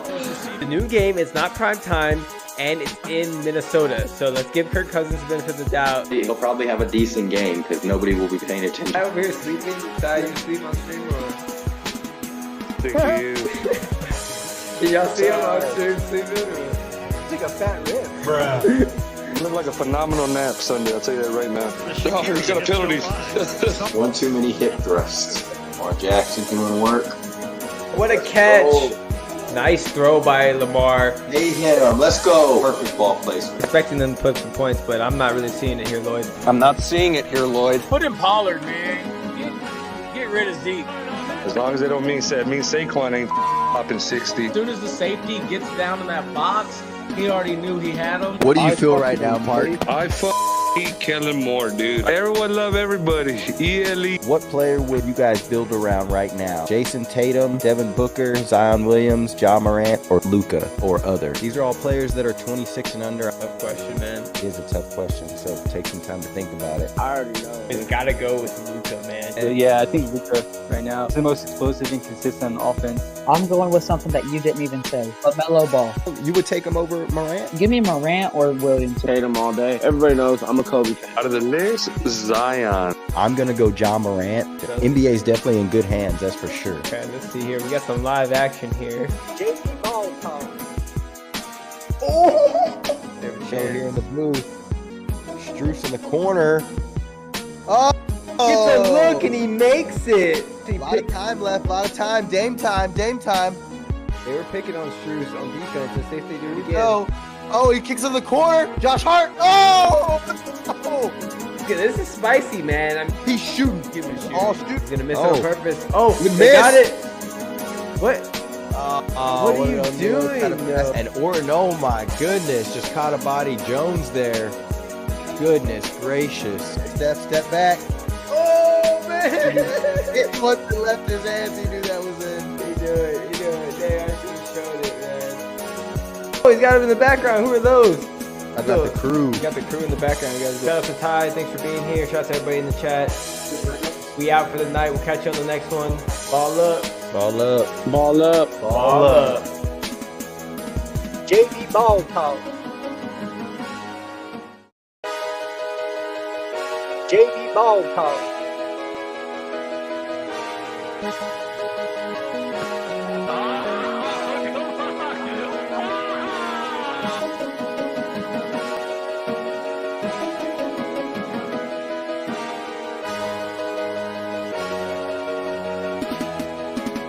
What's the game that you're least interested in? A game that you might just catch the highlights later? I'm glad you asked me that question, Joel. Joel, what do you think the most intriguing storyline is this season? I got my eye on Lamar Jackson, that whole situation. Pay that man his money. We want to introduce you to some of our guests here. We got our betting expert Josh, our Cowboys correspondent Mark. We got our running back analyst and sleeping expert Ty as well. The new game is not prime time, and it's in Minnesota. So let's give Kirk Cousins the benefit of the doubt. He'll probably have a decent game because nobody will be paying attention. I over here sleeping. Ty, you sleep on stream or? Thank you. Did y'all see him on stream sleeping? Or? It's like a fat rib. Bruh. Looked like a phenomenal nap Sunday, I'll tell you that right now. Oh, he's got a penalty. One too many hip thrusts. Lamar Jackson doing work. What a catch! Nice throw by Lamar. They hit him. Let's go. Perfect ball placement. Expecting them to put some points, but I'm not really seeing it here, Lloyd. I'm not seeing it here, Lloyd. Put in Pollard, man. Get rid of Zeke. As long as they don't mean Saquon ain't popping 60. As soon as the safety gets down in that box, he already knew he had him. What do you feel right now, Mark? I eat Kellen Moore, dude. Everyone love everybody. ELE. What player would you guys build around right now? Jason Tatum, Devin Booker, Zion Williams, Ja Morant, or Luka, or other? These are all players that are 26 and under. Tough question, man. It is a tough question, so take some time to think about it. I already know. He's got to go with Luka, man. Yeah, I think Luka right now is the most explosive and consistent on offense. I'm going with something that you didn't even say. LaMelo Ball. You would take him over Morant? Give me Morant or Williams. Tatum all day. Everybody knows I'm a Kobe fan. Out of the list, Zion. I'm going to go Ja Morant. NBA is definitely in good hands, that's for sure. Okay, let's see here. We got some live action here. JP Ball talk. There we Go go. here in the booth. Struce in the corner. Oh! Gets a look and he makes it. A lot of time left, a lot of time. Dame time, Dame time. They were picking on Struce on defense. Let's see if they do it again. Oh, he kicks in the corner. Josh Hart. Oh! This is spicy, man. He's shooting. Give him a shoot. All shoot. He's gonna miss it on purpose. Oh, Good they miss. got it. What? What are you doing? And Orton, oh my goodness, just caught a body Jones there. Goodness gracious. Step back. Oh man! Once he left his hands, he knew that was it. He do it. They actually showed it, man. Oh, he's got him in the background. Who are those? I I got the crew. You got the crew in the background, you guys. Shout out to Ty. Thanks for being here. Shout out to everybody in the chat. We out for the night. We'll catch you on the next one. Ball up. Ball up. Ball up. Ball up. JV Ball Talk. JV Ball Talk.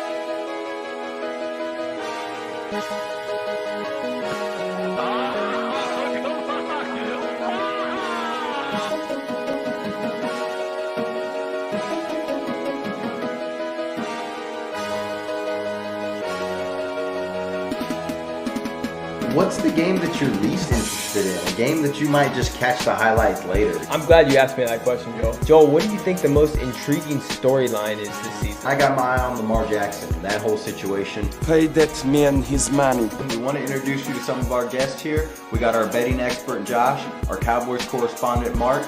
We got our running back analyst and sleeping expert Ty as well.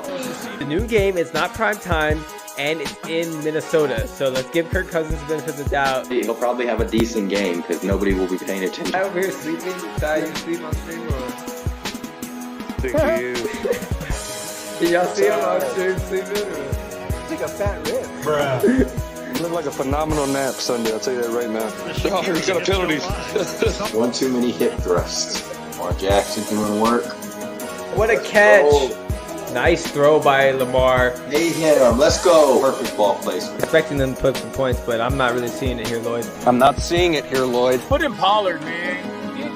Get rid of Zeke. As long as they don't mean Saquon ain't popping 60. As soon as the safety gets down in that box, he already knew he had him. What do you feel right now, Mark? I hate Kellen Moore, dude. Everyone love everybody. ELE. What player would you guys build around right now? Jason Tatum, Devin Booker, Zion Williams, Ja Morant, or Luka, or other? These are all players that are 26 and under. Tough question, man. It is a tough question, so take some time to think about it. I already know. It's got to go with Luka, man. Yeah, I think Luka right now is the most explosive and consistent on offense. I'm going with something that you didn't even say. But Melo Ball. You would take him over Morant? Give me Morant or Williams. Tatum all day. Everybody knows I'm a Kobe fan. Out of the list, Zion. I'm going to go Ja Morant. NBA is definitely in good hands, that's for sure. Okay, let's see here. We got some live action here. JV Ball Talk. There we go here in the booth. Struce in the corner. Oh! Gets a look and he makes it. A lot of time left, a lot of time. Dame time, Dame time. They were picking on Struce on defense. Let's see if they do it again. No. Oh, he kicks in the corner. Josh Hart. Oh! Okay, this is spicy, man. He's shooting. Give him a shoot. Oh, shoot. He's gonna miss it on purpose. Oh, Good they miss. got it. What? What are you doing? And Orton, oh my goodness, just caught a body. Jones there. Goodness gracious. Step back. Oh man! Once he left his hands, he knew that was in. He knew it. Damn, I should have showed it, man. Oh, he's got him in the background. Who are those? I got the crew. You got the crew in the background, you guys. Shout out to Ty. Thanks for being here. Shout out to everybody in the chat. We out for the night. We'll catch you on the next one. Ball up. Ball up. Ball up. Ball up. JV Ball Talk. JV Ball Talk.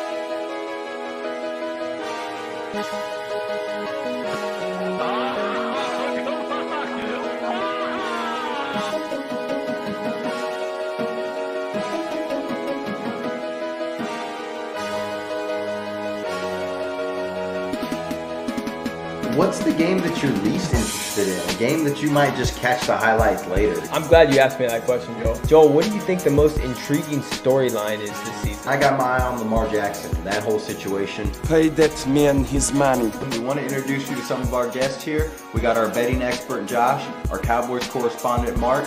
We got our running back analyst and sleeping expert Ty as well. The new game is not prime time, and it's in Minnesota. So let's give Kirk Cousins the benefit of the doubt. He'll probably have a decent game because nobody will be paying attention. I over here sleeping. Ty, you sleep on stream or? Thank you. Did y'all see him on stream sleeping or? It's like a fat rib. Bruh. Looked like a phenomenal nap Sunday, I'll tell you that right now. Oh, he's got a penalty. One too many hip thrusts. Lamar Jackson doing work. What a catch. Nice throw by Lamar. They hit him. Let's go. Perfect ball placement. Expecting them to put some points, but I'm not really seeing it here, Lloyd. I'm not seeing it here, Lloyd. Put in Pollard, man. Get rid of Zeke. As long as they don't mean Saquon ain't popping 60. As soon as the safety gets down in that box, he already knew he had him. What do you feel right now, Mark? I hate Kellen Moore, dude. Everyone love everybody. ELE. What player would you guys build around right now? Jason Tatum, Devin Booker, Zion Williams, Ja Morant, or Luka, or other? These are all players that are 26 and under. Tough question, man. It is a tough question, so take some time to think about it. I already know. It's got to go with Luka, man. Yeah, I think Luka right now is the most explosive and consistent on offense. I'm going with something that you didn't.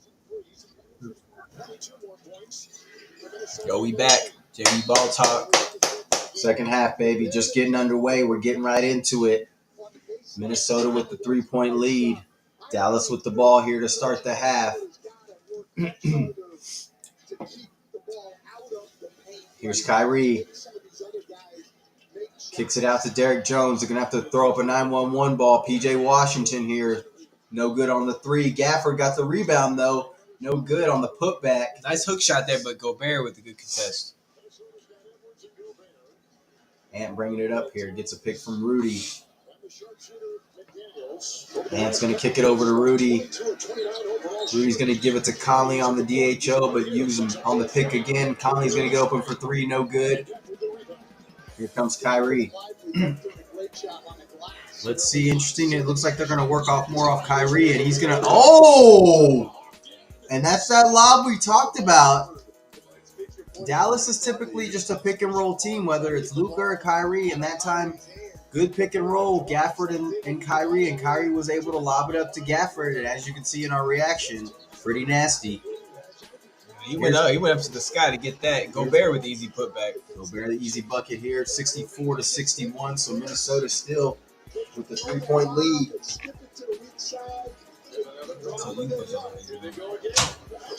There he goes again. Luka getting in the lane, lobs it up to Gafford this time. So 2 plays in a row. First Kyrie, then Luka. Both lob it up to Gafford. And that's where Gafford and Lively make a living, man. Off those passes off Kyrie and Luka, those lobs, those nice dimes off those pick and rolls. And that's typically Dallas's offense. So Conley here gets fouled on the floor. He wanted the N1 as he gets in the paint.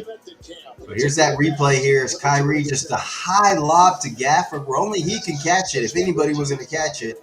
Yeah, he was going to catch it or was going to go out of bounds. You see Rudy committing to the help twice in a row, and then Luka lobs it up. So that, again, a crucial play for Dallas. We've seen it in the last 2 series. Probably something that Minnesota wanted to take away. Here's Cat at the top of the keys attacking PJ Washington in the paint. High off the glass, no good. Good help by Gafford on defense. Here's Kyrie working off the dribble. Going to kick it over to Luka. Luka guarded by Jaden McDaniels. Going to get the screen from Gafford here. Gets doubled. Gives it to Gafford. Gafford's going to try to attack, but loses the dribble. Ant with the steal.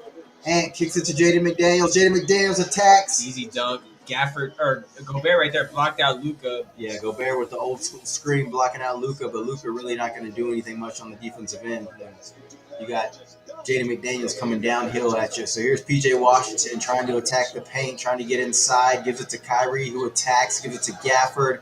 Easy layup there for Gafford on the hesitation. That was nice. So nice drive by Kyrie, good playmaking. So not only is he scoring, but Kyrie also understanding he's getting his teammates involved too. So 1-point game, 66-65. Conley attacks, give it to Gobert. Gobert loses it. Gets poked out by Luka. Looks like it's going to be Mavs ball. Yo, Aiden, what's up, man? He said, let's go Mavs in the chat. Okay, what's good, Aiden? Hey, you were going for the Wolves last series. What happened, man? We switched it up. All right. We're Team Mavs now. You see Ben with the Mavs shirt, so he's on your side, bro. We appreciate you joining us, Aiden. Oh, Kyrie. I mean, Airball. Shout out to Chloe Airball, KD. Conley with the airball. Here's Kyrie swinging it to Derek Lively. Derek Jones Jr. Derek Jones Jr. Gafford is pushing the back. So Jones misses the layup, and Gafford, good hustle there on the glass. Going to draw the foul. Gobert pushing him, giving him a little elbow shove to the back there. So Gobert getting a little frustrated here. Yeah. Looks like they're going to get the rookie in, Derek Lively, though, for Gafford. So I think Gobert was complaining that he pushed him on the other side and they didn't call it. So he wants him just to call it both ways. just a great rotation of bigs here for Dallas with Lively and Gafford. You don't really lose anything bringing the rookie in. Continue to work that pick and roll and those lob plays. Same as if you had either one. They both work on the offensive glass and on the boards. Here's Kyrie, one-on-one with Ant Edwards. He's going to shoot the three all over him, but no good. Back of the rim. Trying to pull it right in his face. Connolly gets the long rebound. Kicks it cross court to Ant. Opposite matchup and on offense against Guarded by Kyrie. Kyrie. Gets the pick, though, from Rudy. Now he's going to get doubled. Kyrie some good D. Swings it. Jaden McDaniel swings it again to Cat in the corner. Short. Cat was kind of fading away. Kyrie getting it down. Oh, good ball movement by the Mavs, passing all the way down. I don't think the ball touched the floor. Not at all. You're correct. And man. it was like 4 passes, and it got to Derrick Jones Jr. for a baseline dunk. A passing clinic by the Dallas Mavericks there, people. 67-66. 8 minutes left here in the third quarter. Here's Connolly. Dallas with the lead. Gives it to Ant Edwards for 3. No good. Oh, Cat comes flying in. Baseline. Nobody put a body on him. Big Purr. Does it again. Big Purr with the big slam. Here we go. 68-67. Minnesota up 1. PJ Washington for 3. Wide open, and he is just not hitting tonight. Been cold all game. Here's Ant Edwards. Minnesota got the lead back, though. Go ahead, Joe. Ant getting a pick from Rudy. Gets the 3 over Lively. No good. So 68-67. Just That's have a chance to get the lead left. Here's Kyrie, gives it back to PJ Washington, trying to post up the smaller Connolly. Spins, shot. Gonna draw the foul on Connolly. So on the line for 2. He had a chance to add 1, but he missed it. PJ Washington struggling, but he's trying to get to the line. What a putback by Carl Anthony Towns. I can't even say his name right now. Man. You love the aggression there, him coming baseline, and of course, Luka was down there, didn't put a body on him. We're gonna catch that on the Twitter feed, that's for sure. Let the rebound go, and that's what happens. So here's PJ tying it up with the first free throw, 68-68. We got 7:16 left here in the third quarter. Ben's gonna try to get in the booth here and show you some of these putbacks we saw, a couple of these dunks as we actually go to a timeout tied here, 68-68. Man. Here's the dunk by McDaniels on the break earlier in the game. If you need to get a snack, if you need to get up and get a drink, whatever, you do it right now, because this game, you don't want to miss a minute of this game. This game is back and forth, exciting, grind it out. We're going to show you some of these highlights here. Let's get into it right now. See what Minnesota's doing. This was in the second, I think. Showing some second quarter here. Let's see if we can get this cat dunk that just happened here. Yeah, I was trying to find it on there, but I don't know who they posted it yet.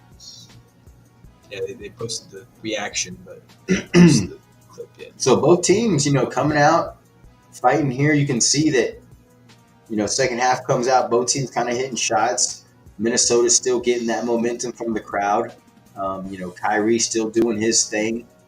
The Mavs are going to keep themselves in this game because they have been defensive minded. The same thing for the T-Wolves. Both defensive minded teams going to keep each other in this game. That's that lob from Kyrie that we saw. We reacted to. So a couple of lobs to Gafford. The one from Kyrie, and then here's the one from Luka. So back-to-back lobs there that we saw for Gafford, and that was before the Ant put back, and before Minnesota took the lead. But Dallas has tied it up here. And I think we're going to see it go back and forth here for the rest of the game.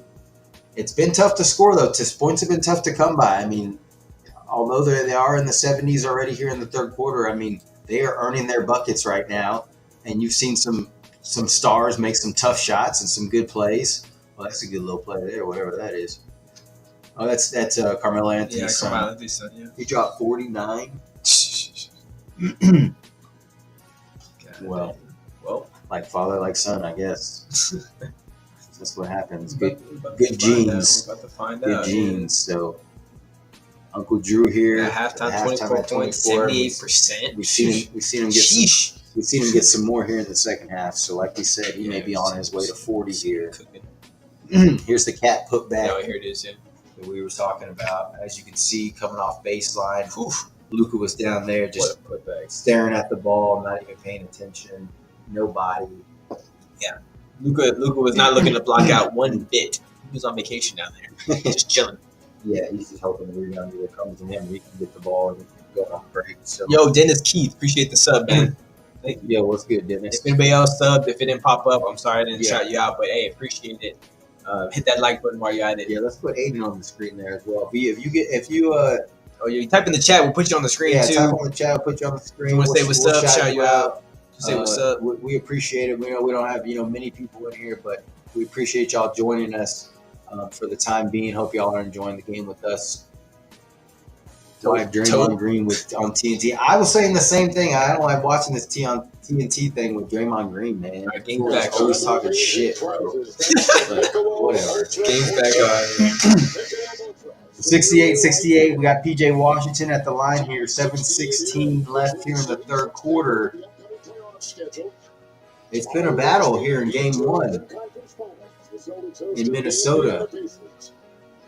Twin Cities, boy, let's go. Indianapolis. All tied up, 0-0, 68-68. PJ has a chance to get Dallas the lead right here. 7 minutes left in the third, like Joel said. We got ourselves a ball game, folks, in the Western Conference Finals, game one. And he makes it. So we up.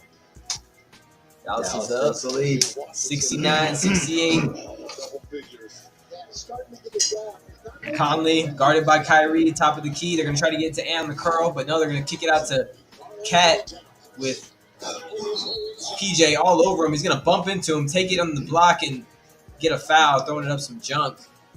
But he got the call, so he's going to go to the line and have a chance to get Minnesota back to lead with these 2 free throws. Let's see if he can do it.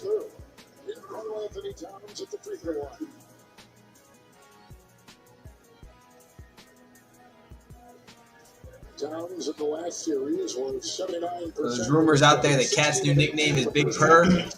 I heard it somewhere. Don't ask me, but that's what they're saying. So we'll see if it sticks. Big Purr. We just tied it up right now, 69. There's your betting odds for the start of the game. Minnesota started the game 4.5, minus 4.5. Now they're down to minus 2.5. So Vegas still likes Minnesota as the favorites here in this game as they take a 1-point lead. 7 minutes left. Karl Anthony Towns puts himself in double digits with 11 points. Here's Luka off the screen from Lively. Step back 3. Good look, but way off. Brother, So here comes Connolly. Coming down, bad miss by Luka, but Conley's going to try himself a 3, and he's got it to go. He's going to make it, and that's going to be 73-69. Nice little sidestep from Connolly. Gets the release, gets some space. Here's Kyrie kicking it to PJ. They're leaving him today. He's just not hitting, but he's going to drive and kick to Luka. Luka with the spin move on J.D. McDaniels. Oh, man, loses his footing, throws it up, but somehow Lively got that and put it back in. I don't know how. Right place at the right time for Lively. He was able to get that putback, cut the lead to 2. Here comes Cat attacking PJ again, kicks it to J.D. McDaniels. He's going to attack the paint, give it back to Rudy. Oh, Rudy, good passing there by Minnesota. Caused the Mavs to help and overhelp and get the easy dunk there from Rudy. Here's PJ going against Cat. Gets it to Lively, looking to swing it. DHO here, going to swing it to Luka. He's going to come back to give the pick for Luka. Lively and Edwards getting physical with the pick, and Luka's going to go in the paint, throw up some. I think he got fouled by McDaniels reaching in there. I don't even think it was Ant-Man. Yeah, Luka lost his balance, and somebody reached in, and he was able to get the call, but yeah. So Dallas here, they're playing pretty good offensively, but they need to be able to get some stops when it counts. Minnesota's been able to just pass the ball and swing it and get wide open looks. Definitely in the paint like that last one from over there. It was too easy. Yeah, and that's ultimately what it'll come down to here on the road is if the Mavericks are able to come up with some big stops, make some big shots here and keep the crowd contained throughout the fourth quarter and the end of this game. But 75-72. And their sub, Hack Dog. Yo, Hack Dog. Appreciate it. What's good, my dog? Let's go. Appreciate the sub. 5:45 left in this third quarter. 75-72. 75-73, excuse me. Minnesota with the 2-point lead. Don't mind that score. It's a little ahead of us. Ben's going to get in the booth, maybe show some highlights. Oh! Rudy says on your head. Go Bear. A lot from Cat. Big man to big man. Love to see it. Big man pick and roll. So our screen is 77 to 73. It's like Dallas is going to hit a bucket here somewhere. There's Luka slow playing it. Jumper. Got it. Buckets right over McDaniels. We'll step back. So 2-point game. Dallas hanging in there. Minnesota's just they're just going back and forth. Doesn't matter how fast the game is going. Luka's always going at his own pace. Here's Cat for three. No good. Rudy's going to tip it out of bounds. It's going to go back to the Mavs here. So Mavs have a chance to tie it or take the lead with the three. Just under 5 minutes left here in the third quarter. You see Luka working off the pick, and you're going to see it all game. Just pick and roll for Luka and Kyrie, and Luka's going to get that defender on his back, and we call that getting that defender in jail. You keep that defender on your back. You have him at your will. You can do what you want. You can stop, get the foul. You can step over. You can whatever you need to do. You pretty much got the defender in the position you want him. Big purr, man. Okay. So somebody agrees with it. I don't have it on the screen. Or Kyrie with the lefty. Ooh, brother. I see you. Let's go. Tied it up 77-77. Boy, Uncle Drew came to play tonight. McDaniels. Oh, that's Alexander Walker. Yeah. They look the same, man. He got all his players wrong. Here's Kyrie throwing it to Josh Green, but Josh Green falling out of bounds, throws it and gives it away. And Edwards on the break. Ant's going to kick it to Jaden for another three. Jaden McDaniels no good on that one. Oh, scramble for the ball. Cat getting on the floor. You love to see it. Ant on the second chance opportunity, gets to the basket, goes right at Gafford's chest. No call. That was a lot of contact for no call. Ant's looking at the ref confused. So is the coach, the assistant coach. Gafford wants a review saying it was out on Ant Edwards, but man, it looked like there was a lot of contact there. Wow, yeah. And they might challenge it here. It looks like Dallas. We're going to see here there's a scramble. Cat. You love to see him get on the floor there. Gets it to his teammate. Ant ends up with it. Going to go strong to the hoop and go straight at Gafford. And it might be out on Ant. Man, those shoes are nice. When I was diagnosed with HIV. Nice looking kicks there for AE, but could be out on Ant and could give Dallas the ball, but there was a lot of contact there that the refs just let go. So we're going to get in the booth here. Ben's going to show some highlights, some stats. We're going to talk about it a little bit here, but as you can see, these teams are going to continue back and forth. This was that great passing by Dallas here. This is the play that we talked about. Dallas, Ben said the ball didn't even touch the floor, and you can see gets it to Kyrie. Kyrie gets to Lively, gets it over to Jones, and he gets the easy dunk. I mean, that's textbook basketball, kids. If you're watching this, I mean, if you play like this and you play like a team, you're very, very tough to guard. I'll tell you that right now, especially in transition like that. The ball moves a lot faster than you can. Yeah, exactly. you can pass it a lot quicker than you can dribble it. I'll tell you that. Even the fastest in the world will tell you that. So, great play there by the Mavs. Great team play. Here's Kyrie on the drive. Probably one of his. There's the lob there. We saw that earlier. We saw him have a masterful finish here with the left hand. We've seen him do it a couple times. But Kyrie, Uncle Drew, on his Uncle Drew game tonight. Some Minnesota highlights. There's the dunk by Rudy. Yeah, the nice little pass from. That was the nice ball movement there from Minnesota. Got the help to help the helper. Yeah. When you get the defense scrambling like that, it's going to be tough to guard when you got weapons everywhere that you can kick the ball to, especially down in the post. There's a nice three by Connolly. Off the pick from So yeah, I mean, Minnesota's looking pretty sharp on offense. It's going to be tough for Dallas to string some stops together to get back in it, but we'll see. They're keeping it close at least. That's all they can ask right now on the road. Try to steal game one. But like Joel said earlier in the stream, they've lost all their game ones in the first two series, or actually the past two series, not all of them. The past two series they lost, and they came back to win the series. So it's kind of a fill-out game for them, but we'll see. They're hanging around. So.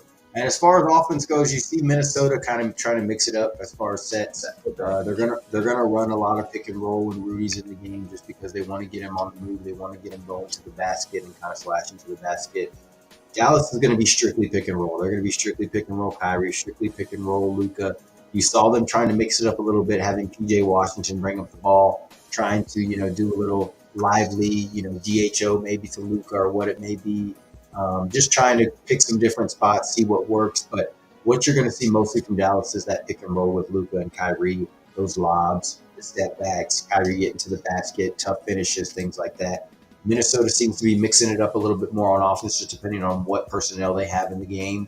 A lot of times when they have Rudy in there, though, they're going to run that pick and roll, and they're going to try to swing the ball and hit the open man and count on that open man hitting a shot, a guy like Jaden McDaniels has done tonight. So you see Ben there scrolling through some other highlights here from the game. We're going to continue to look at this here. Joking around. Yeah, there's sidecast. Yeah, they got that. That's not even from tonight. That's from somewhere else. Yeah, TNT's got Draymond on the set.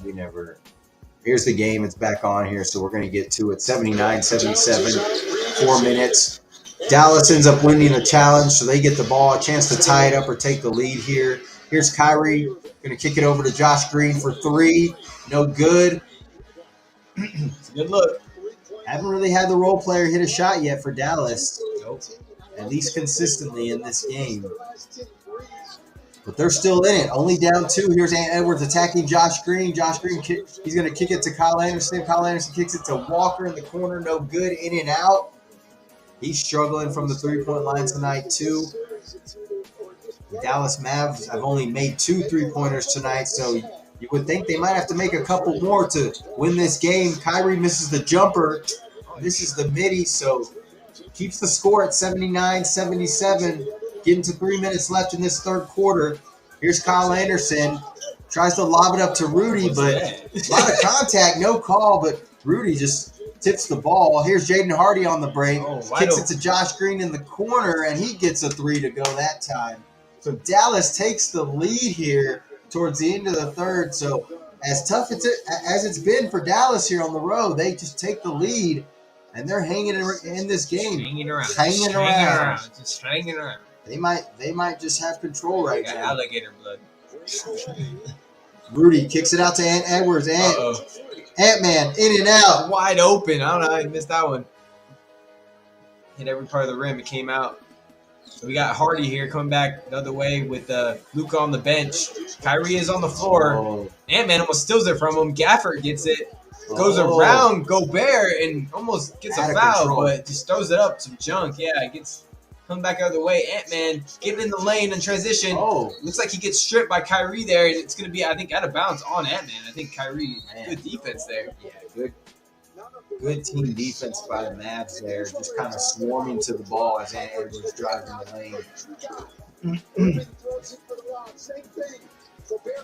We're showing these lobs again here and how deadly that is for the Mavs. Now they're doubling them. Now Gafford loses the ball, so showing how Minnesota switching up the defense. Yeah, they're making adjustments. It does depend on the position on the floor and where they set that pick as well, and how Dallas is able to attack.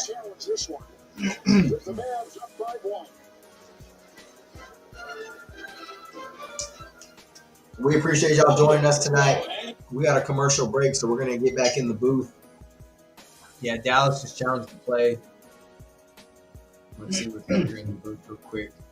Actually, look at the stats real quick first. We haven't looked at them a little bit. Who's in the game?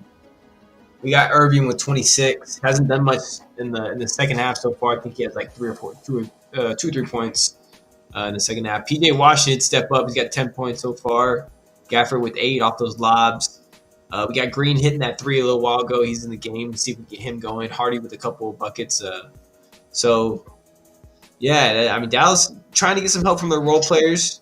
Kyrie's still doing his thing. Luka's still doing his thing. But we'll see here coming out of the stretch who steps up. And then we got, for the Timberwolves, Gobert with 10. Edwards with 13. Anderson with 11. Slow-mo getting in there off the bench. Reed with a solid 6 coming in. And Alexander with 2.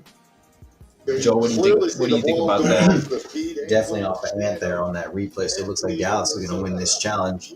But yeah, it's been tough sledding on offense for both teams at times, especially Dallas. As far as their role players, they're going to need someone to come in and step up. But who's it going to be? Who's going to be that guy that hits a big shot? Because you expect Minnesota to take away Kyrie and Luka and double them when it gets down to the fourth quarter.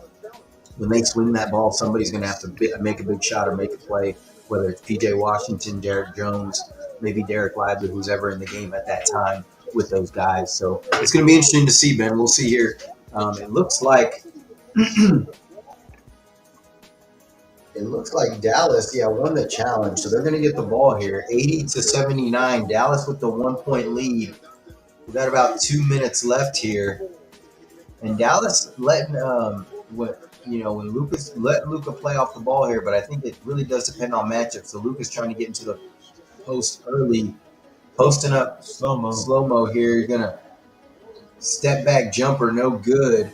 Off front rimmed it. Luka still at times not looking fully healthy. Yeah, Kyrie's gonna get a breather here at the end of this third quarter. Ant-Man swings it to Naz Reid, no good on the three. Luka! And I finished that, bro. Luka with what a dive dropper, bro. It wasn't a dive, though, because it didn't finish. Oh, my God. Man, what a pass. Josh Green just totally messed that up. Yeah. You know what I wanted to say, but yeah, he did that. Goodness gracious. Naz Reid hits a corner three on the opposite side, so Minnesota just takes the lead. Yeah, 2-point game. They're going to call a foul on slow-mo running to Gafford on the screen. But, man, wow, what a pass. Luka. They're showing it here on the replay. Goodness. He just blew the dunk. I mean, he felt someone behind him, and I think he just blew the dunk. It wasn't a block or anything. Josh Green just looked like he blew it, but I think he was moving too fast. Luka here is going to have a wide open three, but no, he's going to take it in the lane on Gobert and get to Gafford for an easy dunk. He loses slow-mo. It may have pushed him a little bit, but he got him off of it, and at that point, it was an advantage Dallas 2-on-1 there. Yep.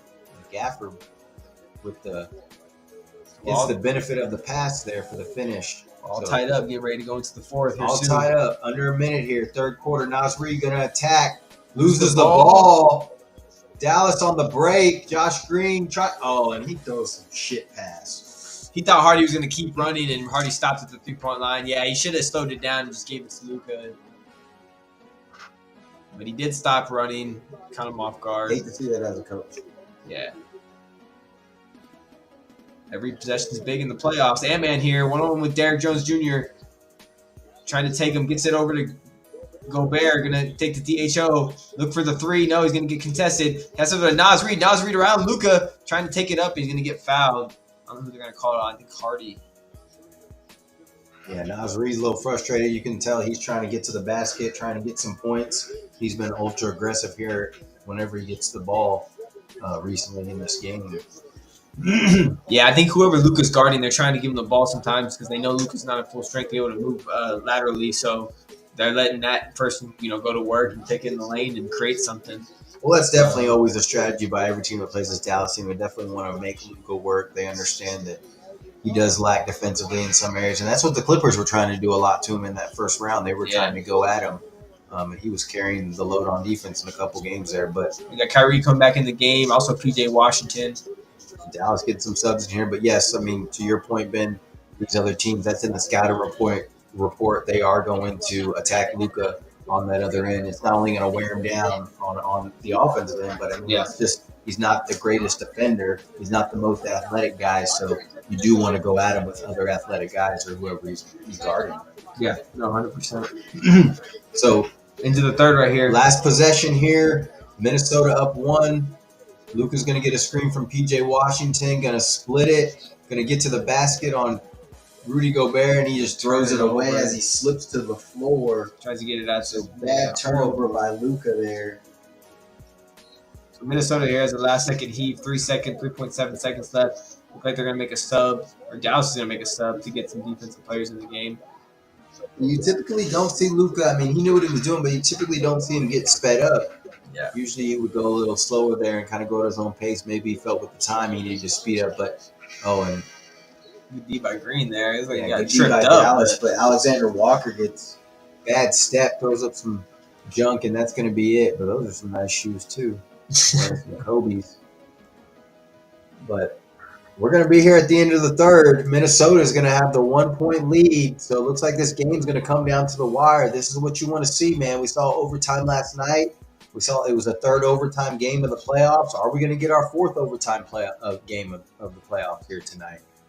It's going to be interesting to see how the stretch ends. These teams are going back and forth, throwing punch for punch. Who's going to throw the knockout punch here in the fourth quarter? Who's going to make the bigger plays? Big-time players step up in big-time games and make big-time plays. So we're going to see what happens here in this fourth quarter. That crowd is still into it. They're going to need them. Minnesota's going to need them here in the fourth quarter because they're getting tired. That adrenaline starts wearing off and they start mentally getting tired. They're going to have that crowd kind of push them, give them that extra juice to kind of finish this game if it gets to that point. But yeah. And right here on the screen, Joel, this is that 5-point swing that we were talking about earlier. Yeah. So Luka here with a nasty pass, should have been a dime to Green, and he ends up blowing the dunk. And then on the other side, they show right here after it, they show Naz Reid hitting the corner three for the pass assist from Ant-Man. I'm pretty sure Ant-Man has more than 10 assists. It all comes down to rebounds for him. Or actually, he might be close to assists. Let's get in the stats. Yeah, we'll get in the stat sheet here, but he most likely has a triple-double or he's pretty close to it. But again, like to Ben's point, that was a 5-point swing, just a huge series there in that third quarter, and a big reason why Minnesota obviously has a 1-point lead here to start the fourth. But amazing pass there by Luka. We see it time and time from him, his vision for a 6'8", 6'9", to be able to move like he does, control his body, shoot like he does, and then also have the vision that he does, being able to have eyes behind his head and just being able to know exactly the ball placement, where to put it to get that pass pinpoint and make sure his teammate has the opportunity to finish, which Josh Green should have done right there. So what was that? The stats, it looks like. Yeah, he has 9 rebounds, 7 assists, so he's close. He's got like 13 points. Triple-double here. Yeah, he's pretty close not to get there. There's another highlight here with Kyrie with the left hand that you were talking about earlier. Yeah, that's the other one that we got excited for. That's that Uncle Drew move we've seen. And Kyrie, a lot of times, is more comfortable with his left sometimes, finishing at the basket, which is interesting because on the other side, you got to guard Connolly, who was known to be very well known to finish very well with his right hand. So Kyrie's very good with his left hand being right-handed, and Conley being left-handed is very well finishing with his right hand. So it's interesting to see those two guards go at it and how crafty they are inside. But Kyrie, of course, just on a whole nother level as far as what he does with the ball, as far as what he does with the handle, and as far as what he does with his finishing ability, as you see it there. But we're going to get back here to the game soon. They're showing some highlights, some of the Google Pixel highlights here, showing some of Kyrie finishes, showing some stuff on the break, so a different camera angle there. But as you can see here in the booth, we got that Kyrie highlight there. Here comes Hardy here, and this was a kick out to Josh Green there for the three. He made that three, but missed the dunk off the pass.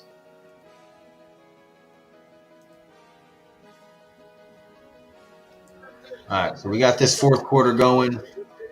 We're going to get into it here. That pass from Kyrie there.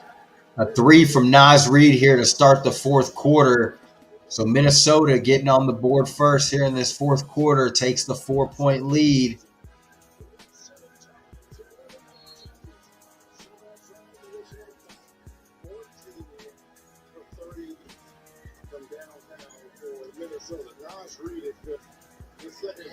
Fourteen threes here for Minnesota compared to Dallas, which I think they only have 2 or 3. So it's going to be tough to win a playoff game on the road, especially getting outshot like that from the three-point line.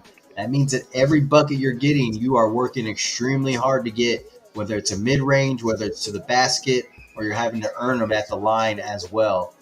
It's like we got little NFL highlights here for you. Little Pat Mahomes to his new weapon there, Marquise Brown.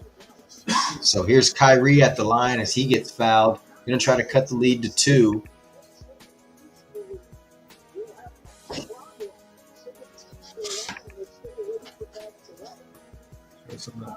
Luka, 346 million. What the? Holy mackerel! As Might as well make him a billionaire. Gracious, bro. So Kyrie at the line knocks down both, 86-84. 11:30 left here in this fourth quarter. This is it, folks. We're getting into this. We're getting into the woods. The nitty gritty. Oh, and the Wolves are all about the woods. Let me tell you that. They live in the woods. And Jaden McDaniels continues his hot shooting as he makes a three from the corner, 89-84. 24 points for Jaden McDaniels. Man, he's been arguably their best player tonight as far as shooting goes, at least. Luka misses that jumper right there. So the Wolves here have a chance to take a bigger lead. See if they do it. Gobert here throws up some little junk floater. He misses it. And it's going to be a foul, I think, on Conley. Offensive rebound.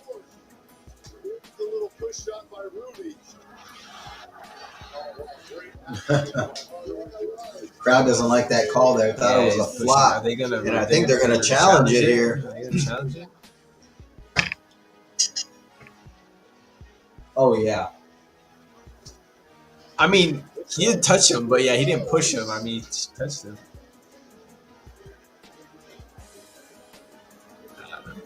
That's going to be tough. We'll see. We'll see here in a sec. All right, let's get back into the booth, catch some more highlights, see what's going on.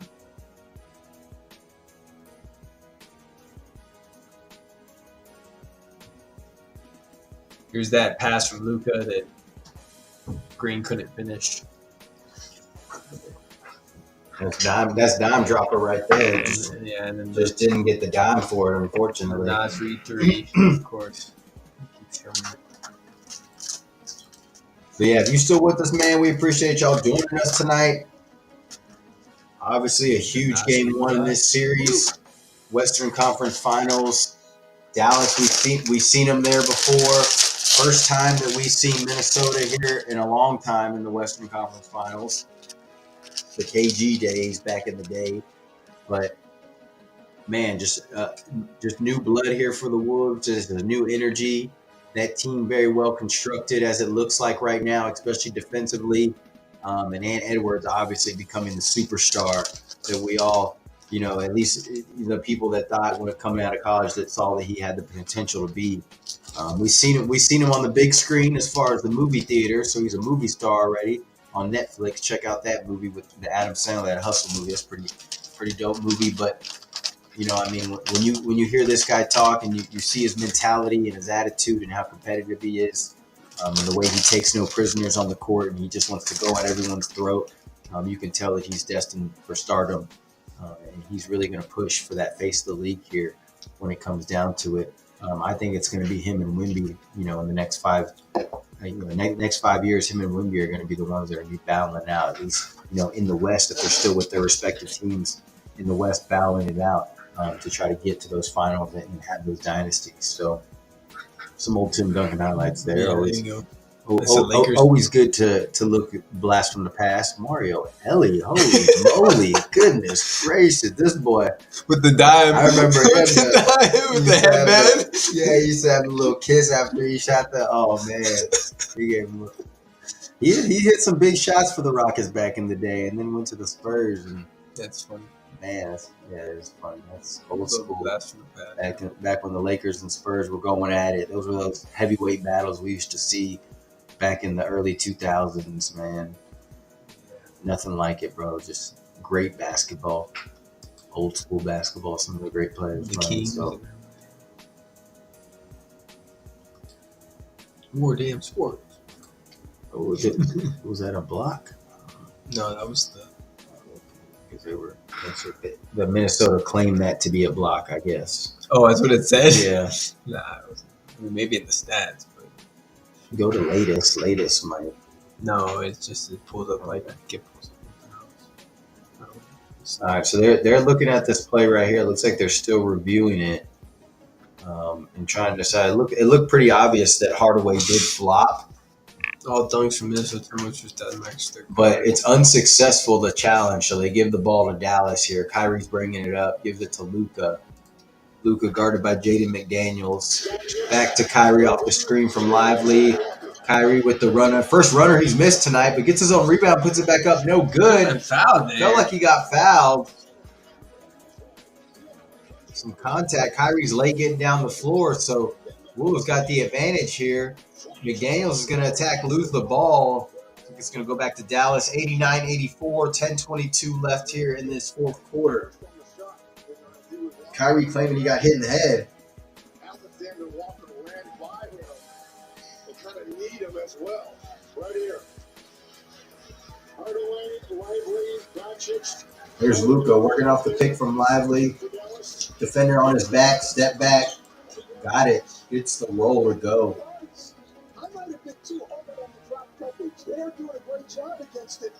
All right, we're gonna keep you updated on the score, just verbally, because the score on the screen is a little bit ahead, so we're gonna hide it for now.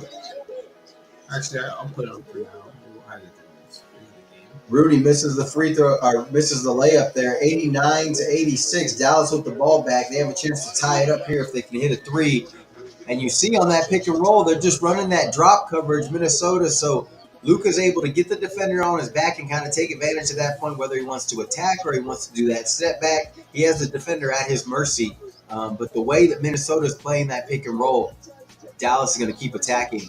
Luka's going to keep attacking. Miss here by Jaden McDaniels on three. So 88-89, Dallas here has a chance to take the lead with just about 9 minutes left here in the fourth quarter. Here's Luka, guarded by Nickeil Alexander-Walker. Oh, right over him. Hand down, man down.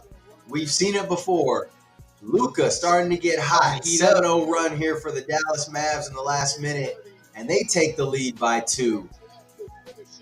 Luka just sizing up his defender, gives him a little jab, no dribble. I'm just gonna pull up, bottoms in your eyeball. So here we go, man. This is where it gets dangerous. This is where Luka and Kyrie, they can just take over, and you can't do nothing about it, man. They just at that point you're at their mercy. And right now, Luka, they're running that pick and roll, they're running that drop coverage with Rudy Gobert. I mean, he's got the defender on his back. Luka's almost unstoppable. You just gotta hope that he misses at that point. We're gonna get into here and see if we can see some highlights. Jason Kidd, old school Jason Kidd throwing up to Kenyon Martin. He was on the team. But you understand why the Minnesota Timberwolves are running that drop coverage with Rudy. They are afraid of that lob. They've already seen it twice. They saw what happened when Rudy did overcommit on the help.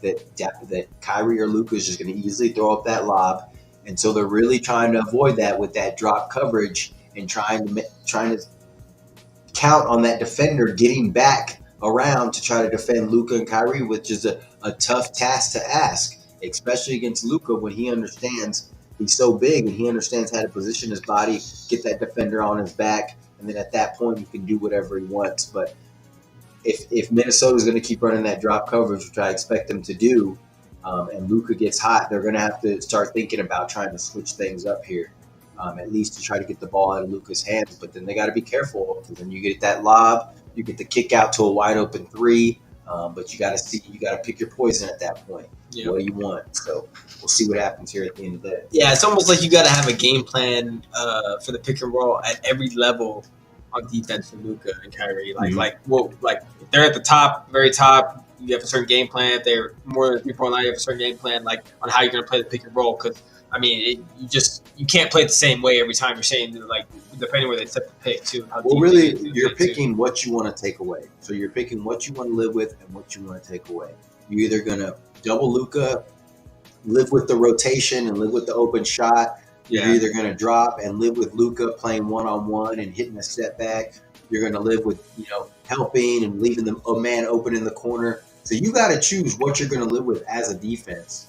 Now with Rudy, it causes things to be a little bit more difficult, because you're not going to want to switch with Rudy. You're not going to want him to be up on the ball, playing the ball. He's just vulnerable there. So you're really going to have him in drop coverage no matter what. Yeah. At that point, that kind of leaves your defender on an island, the one that's getting picked. And then if you help from another way, then you're going to leave a wide open shot. So it's either you pick your poison with letting Luka go one-on-one like that, showing help, getting back, or you're just going to leave a wide open three-point shooter and hope that they miss that shot. So you got to pick what you're going to live with. Now I expect them to switch it up here in this fourth quarter, so they'll probably give up some open shots, because we haven't really seen P.J. Washington and Derek Jones hit tonight as much as they have in the last series. So they may leave those guys. But what you don't want is a rotation and it swing and get it to Kyrie, who's going to be wide open or can play off the bounce and make a play for somebody else. And then you really get scrambled as a defense. So you can see them showing those pick and rolls there from Luka and how he's taking advantage of that drop coverage by just simply getting the defender on his back, stepping back, and knocking down that jumper. 25 points for Luka here. Luka coming on, just hit that 3. 91-89, Dallas up 2. Here's Cat, goes baseline runner, amble. Lively with a good D. Come back the other way. Derek Jones Jr. getting in the lane. Gonna get the bucket. Tough layup there. Yeah, 93-89 on our screen. 8:30 left in the fourth quarter. Go ahead, Joel. Yeah, biggest lead for the Mavericks tonight. That 4-point lead here on a 9-0 run for the Mavericks. Like Ben said, 8:30 left here in the fourth. Jaden McDaniels attacking baseline. Tries to step in the paint, but again, loses the ball. So we've seen a couple turnovers. Yeah, a couple strips. Good defense by Dallas. And they've been – Luka gets in the baseline, throws up a little runner, comes off the rim, but Lively, again, staying active on the glass, comes through the paint for the putback, and he's got 9 points and 10 rebounds. So those big guys just staying consistent and staying active. And that's how they've been able to do what they've done throughout this playoff, is having that inside presence. Here's Ant Edwards attacking the inside, kicks it out to Ant, but a bad pass, or kicks it out to Cat, but Ant makes a bad pass. And we've seen some careless turnovers. That's going to come back to bite them. Yeah, careless turnovers here from Minnesota on the passes. They're getting stripped, and that's a lot of what you've seen Dallas do. That's a part of their defensive strategy, is Dallas will strip the ball a lot and cause a lot of those deflections and turnovers. Here's Luka getting the screen from Lively at the top of the key, getting the defender on his back, getting deep in the paint, getting the little runner. Oh, this is it, and a late whistle from the ref, and Jaden McDaniels didn't like the call, but there was some contact. It was a late call, don't get me wrong, but Jamie Nance kind of jumped on his back. I mean, if you runs into him. I mean, Luka stopped on a dime. He ran into him. He kind of leaned back. Luka kind of leaned back a little bit. Don't get me wrong, but the offensive players do that. They get away with it a lot. So. You see it all the time, that they're going to, like Ben said, they're going to stop on a dime, get that defender on the back. The defender has to stop quickly, and usually the offender is going to jump in that way to draw that contact and get that shot, and you see that call, and you see that foul bait a lot. And technically, Luka can argue that that's his normal shooting motion because he does that fadeaway a lot. So if he's doing a fadeaway backwards and the defender runs into him, that's his normal shooting motion anyways. I mean, that's and either way, it goes back to the point of when you get the defender on your back, kids, you typically have the defender at your mercy. So you can stop on a dime and shoot it and typically get that foul, or you can play with them a little bit, or if the help comes, you can drop it off. So, being able to maneuver that and slow down and get that defender on your back is crucial if you want to be a good pick and roll player, a good offensive player like that. Biggest lead here right now for Dallas, 8-point game. Let's see, Minnesota needs something here. They need a bucket. So Dallas, underrated on the defense, playing good defense here in this fourth quarter. Look at Luka squaring up, moving his feet. Oh, but Conley with a nice move, nice pass. Oh, gets to the cap and misses the layup. And Ant-Man with the deep three, though, when he hits it. They needed it desperately. I was just going to say Minnesota is struggling to find their offense right now. And there are times where you see this young Minnesota team have those offensive droughts, whether it's just a couple of minutes, because they don't have a bunch of offensive players out there. You have a lot of defensive-minded players. So if it's not Ant Edwards or if it's not Cat, sometimes it's a struggle for them on offense. But the big shot there by Ant Edwards, three-point shot to cut the lead here to 5. Luka with blood on his knees. And a good job by Jaden McDaniels not forcing anything in. He stopped, looked, saw Ant coming, and gave him that 3. Now here you got Luka at the line as he's getting more and more aggressive as this fourth quarter goes on, man. He's definitely hurting, though. He's not 100%. He's got blood on the knee, and he's hobbling around, getting up slow. Just missed that free throw. Got a big smile on his face, though. Yeah, he's always having fun out there. That's for sure. You got to have fun out there. All right, appreciate everybody tuning in. Make sure you hit that like button. We got a game on our hands coming down to the wire. maybe going to overtime. Minnesota can make a little run here. 98-94 on the screen. So it looks like we're going to see something here. The Wolves here bringing up the ball. Conley one-on-one with Kyrie. Going to get it to Ant-Man. Derrick Jones Jr. right up on him. Gets the pick from Gobert. Kicks it around to Cat. Back to Ant. Top of the key. He's going to go into Derrick Jones Jr. Kick it out to Cat. Cat's going to pump fake on PJ. Do a little fadeaway from the baseline. He's going to make it from the midi. Tough shot by Cat there. That was really a tough shot. It's been a grind out game for him. He hasn't gotten any easy buckets, and that was another tough bucket there. Here's Dallas pick and roll. Luka long three. He missed it, but Gaffer got the rebound. All backboard there by Luka. Yeah, that was a horrible shot by Luka. I don't know what that was.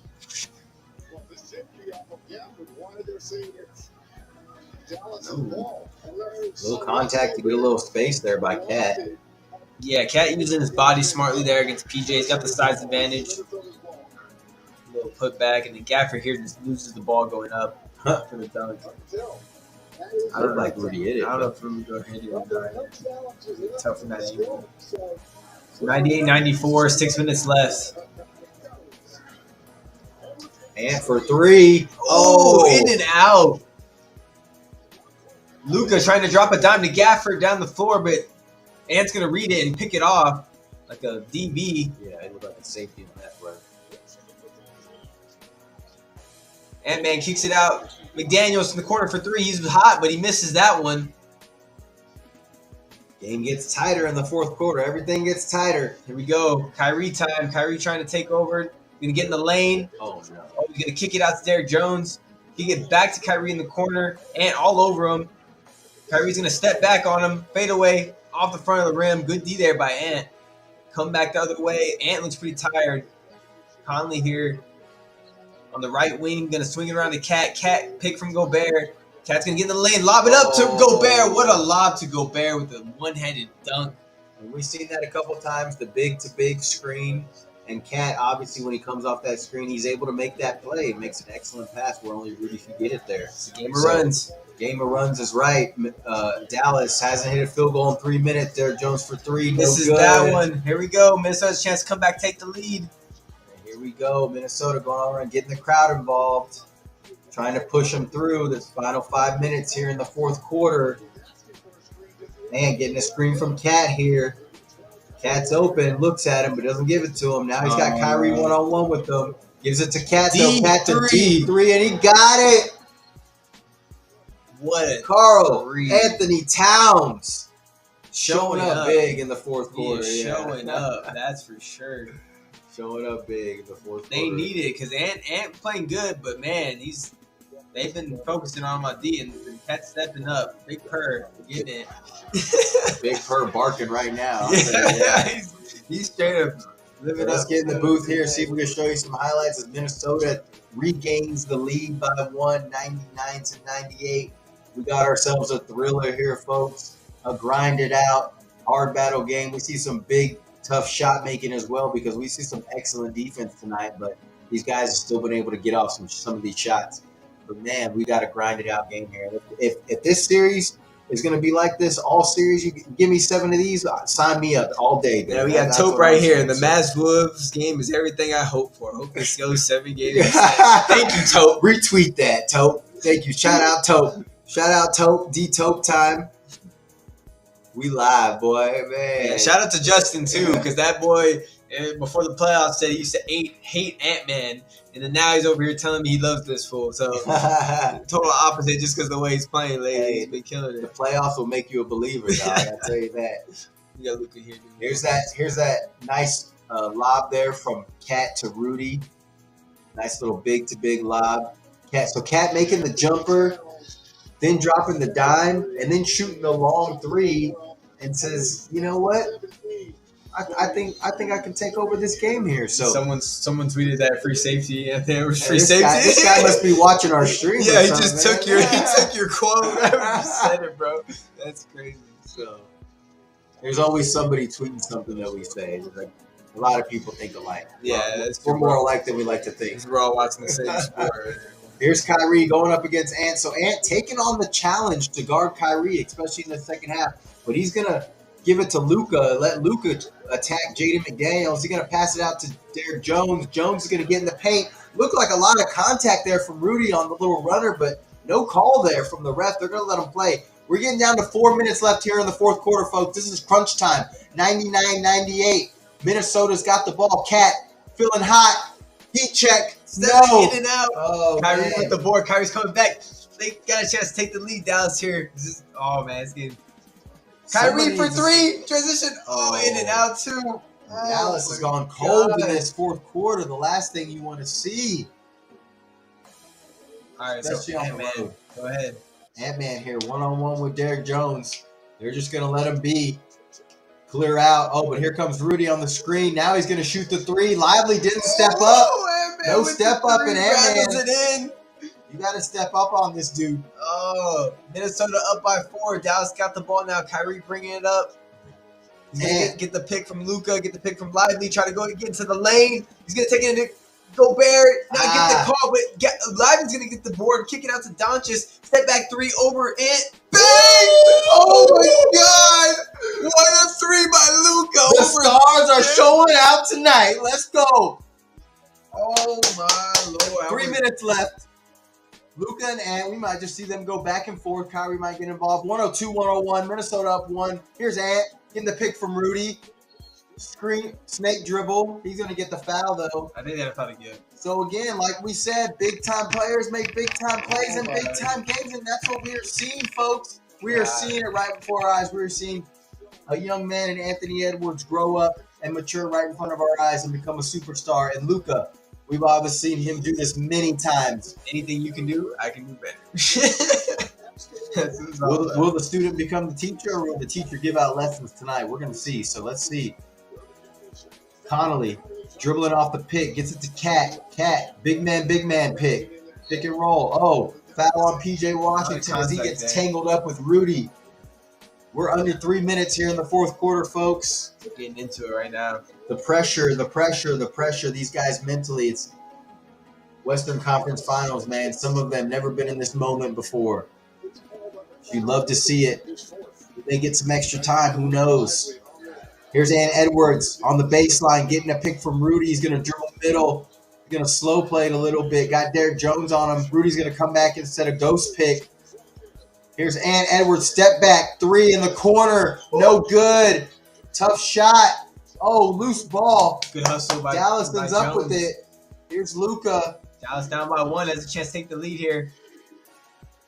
Luka gonna get double teamed. Swing it to PJ. PJ on Cat. Tries to dribble around him. Get in the lane. He loses the ball. Oh, no. Go ahead. Bad turnover there. Here's Jaden McDaniels.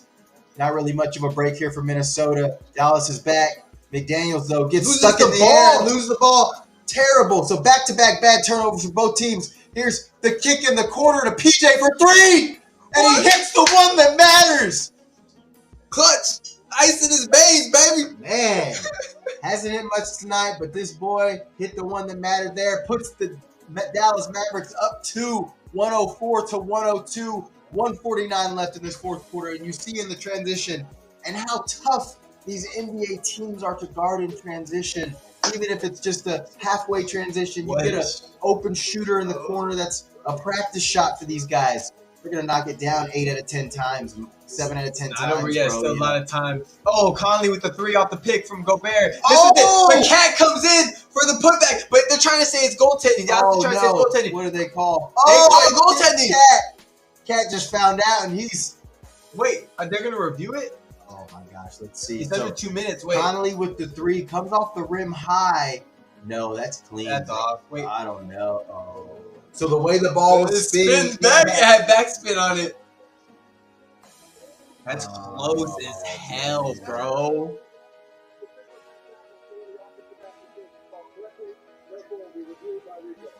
Okay, so since they called it, they're allowed to review it, basically. So that's the reason they called it, probably. And that's very tough to call, so they're probably going to stick with that because it's not... Oh, okay. So, yeah, they say it's too close to call it. Like, it's so close that they have to call it, like... right there. It looks like it's over right before he touches it. It's close. It's like spinning backwards. I think really it's just too high. Yeah. Oh, man. Let us know what you think in the chat. Was that goaltending or not? We'd love to know. I don't know, man. Love to know because I have no idea, honestly. I have no idea. You definitely don't want to see the game decided on a There's call by the still ref. 141. There's still 141 left, so it's still plenty of time. That was for very Minnesota close. to get a stop and possibly Could have gone either way. So. All right, here we go. Luka with the ball. McDaniel's all over him, bringing it up. Looks like he's gonna get a pick here from somebody. Oh no, he's gonna try to get it to Derrick Jones Jr. Oh, dribble, a lot dangerous. a lot of congestion there. Luka passes it into Lively, and Lively's gonna travel in the lane with the ball. Can't do that, Rook. The rookie just not his head's not there. Even when he came out for that first pass, he almost got stolen by Gobert. He didn't come up with the ball hard enough. But you see there, as I just mentioned, they're going to have to switch up that defense into the game. And what do? They throw the double at Luka. They force him to feed it to Lively and force Lively to be the decision maker. At that point, you're going to take your chances, and that's exactly what Minnesota did. There's Minnesota getting the pick from Cat. Got a minute 15 left. Cat gets Down it to Rudy. 2. They're swinging. Go ahead, Joe. Go ahead. Oh, turnover here by Minnesota. PJ Washington on the break, but he's going to get fouled. Yeah, They're going to call a timeout, actually. Yeah, so Conley threw it up to Gobert for a lob, and it was deflected. We got a timeout here. Dallas up 2 with the ball. All right, we'll try to see if we can show you some highlights. What a game here. Dallas up 2 with the ball here. We got a new sub, Happy Jelly. Yo, shout out Happy Jelly. Appreciate that. Jelly, I see you. Well, we're happy you sub, bro. Appreciate it. Yeah, we're going to try to get in the booth here, see what's up. Yeah, let's see if we can show you some highlights. Dallas up 2. Again, still haven't had, a role player really step up huge, but you saw PJ Washington hit a huge 3. So sometimes it's just what you need. You don't necessarily need a big game, but you just need a role player to hit a big shot. Here's the call we just saw. If you're in the chat right now, if you're watching this, let us know if you think this is goaltending or not. Yeah. Hit that like button. But yeah, this is so close to call. Yeah, they called it goaltending, and they really didn't take any time to review it. They kind of just right away went with that call, and I think it's one of those ones where, at least from that angle, it does still look over the basket because it's kind of spinning. Cat's face. And there's Cat's reaction to the call. But Cat has shown up in this fourth quarter in this crunch time. He's hitting some big buckets. And so was Ant Edwards here from Minnesota. Nice shot by Cat here. So you love to see these guys stepping up for their teams and the stars coming to play here in this Western Conference Finals. And you see that white out there here in Minnesota, that crowd still into it. They are hyped. They may need to push their team ahead here in the final minute of the game. There's Cat with that deep 3, almost from the logo. Yeah, that's when he started feeling it. So here's the Mavs here about to inbound the ball. A minute left. They are up 2. Huge possession here. Lively's just going to get out of his way, let Luka 4 down. They're going to let Luka go ahead and go one-on-one with McDaniels. He's the master at this. He's going to attack him right. Step back, jumper, midi. He says, give me that. He talks some shit on the way back. Let's go. Luka in his bag right now, trying to ice this game 1. 106-102. We got about 40 seconds left here. Minnesota needs to score quick. They need something. What's it going to be? Cat for 3. No good. Good Luka rebound with by the Luka. rebound. They can close it out here. They just got to hit some free throws. They're not fouling yet. Yeah, they might have to. They're down by 4. I think they're going to let it go. They're going to let it play out. They need to get a stop here. So Kyrie gives it to Lively. Back to Kyrie. Kyrie's going to ice it here with the lefty. Oh, he missed it. No. Here comes Ant. They're going to call timeout. Yeah, call timeout. Advance that ball. Kyrie had a chance to finish to ice it with the left, and he missed it. I jinxed him. I shouldn't have said anything. Man. Yeah, but it's okay, though. It's okay. They're up by 4. Just need to stop. And Kyrie's up. Obviously, he's upset with himself. It's a shot that he makes all the time. He knows that he should have made that one going left, but Luka is really taking over here in this PJ fourth with quarter. That 3, though. Yeah, huge 3 that for was PJ. Huge. But Luka's showing, taking over in the fourth quarter, whereas defensively, offensively, he's really stepped up his level of play. You see on that final shot going right, little step back there, get Jaden on his heels. Likes that right wing. He gives the crowd a little yell. He likes the left wing. He likes the left wing more, but yeah, he's obviously an elite talent, elite offensive player, one of the best we've seen. So his spot is any spot on the floor, I'll tell you that. 106 to 102, 17 seconds left. Minnesota needs something quick here. Do they go for a 3 or do they go for a quick 2, Ben? That's obviously a question. You go for the quick 2, you start getting the foul game. If you go for a 3 here and you miss it, most likely the game's going to be over. So you want to try to get that quick 2, maybe extend the game a little bit. Maybe they miss one free throw and then all of a sudden you're down 3 and it's a one-possession game. But we do know that Dallas does foul when they're down, when they're up 3 as well. They will foul at the end of the game. They will not allow a three-point shot like Indiana did last night with Jaylen Brown. Yeah. I think they were trying to foul, but Jaylen Brown caught it in the corner and he was afraid to. That's what he said. There's Minnesota on the inbounds. Kyle Anderson's going to inbound it. Usually a pretty high IQ, good passer. Oh, he's going to call another timeout. Yeah. So I think they could go for a 3 here, and the reason I say that is because the time left in the game, and they want to be able to hit a 3, get the foul, and if they make 2 free throws, they still have a chance to maybe tie it up and go to overtime. That's how I'm thinking of it, at least. I mean, if they play the 2-point game, they're gonna have to hope for a miss or a steal or something. Yeah, I think you try to get something quick at the basket, especially with your size. I think you can get a quick bucket. Dallas is going to give up the 2, and then at that point, try to play tough defense. Maybe get a scramble pass, or we saw it last night. Indiana made some mistakes towards the end of the game on the inbounds pass. Maybe you can get them to make a mistake, and then if not, foul and play the free throw game. But if you shoot a 3 here, I would say if it's a wide open 3, you get somebody wide open, and it's a good 3, I would take it.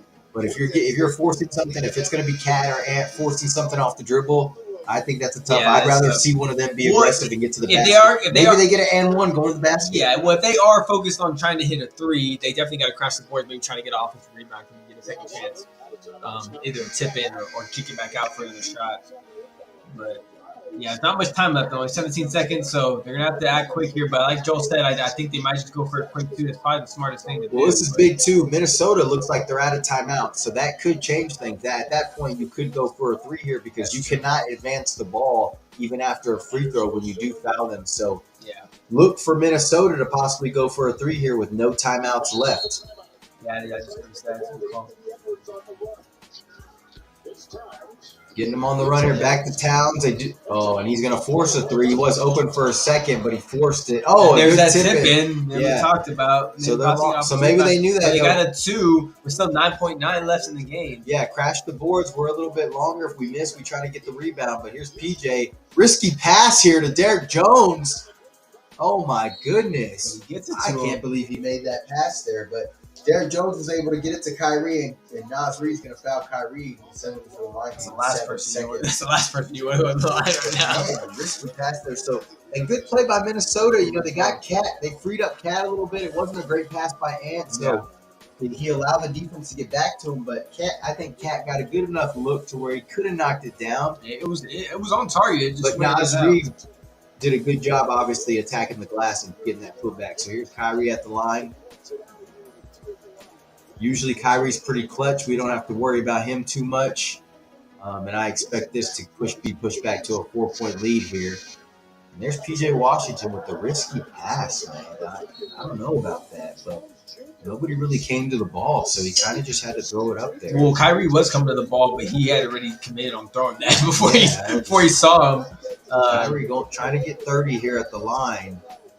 I thought maybe he'd go for 40, but he kind of slowed down in the 4th and let Luka take over. Yeah, he didn't do as much in the 4th. He did a little bit in the 3rd. Mostly all the damage in the 1st. Here's Kyrie with the second free throw. 2 clutch free throws there, yeah, like you said. Going to give him 30 and push the lead to 4. No timeouts for Minnesota, so obviously it's going to be a 3 here no matter what. And Ant's probably going to force something, and they're just not going to have enough time then. Conley got fouled, but missed the shot. Is that 3 though? No, I think he's going to get 3 free throws. So if Conley here gets 3 free throws, he can make. Oh, I think his foot's on the line. It's going to be close. But man, he obviously makes 1 and misses the second. But he could have made 2, missed the second, and who knows? Yeah. Get tied up on the tip at that point. Yep, it's true.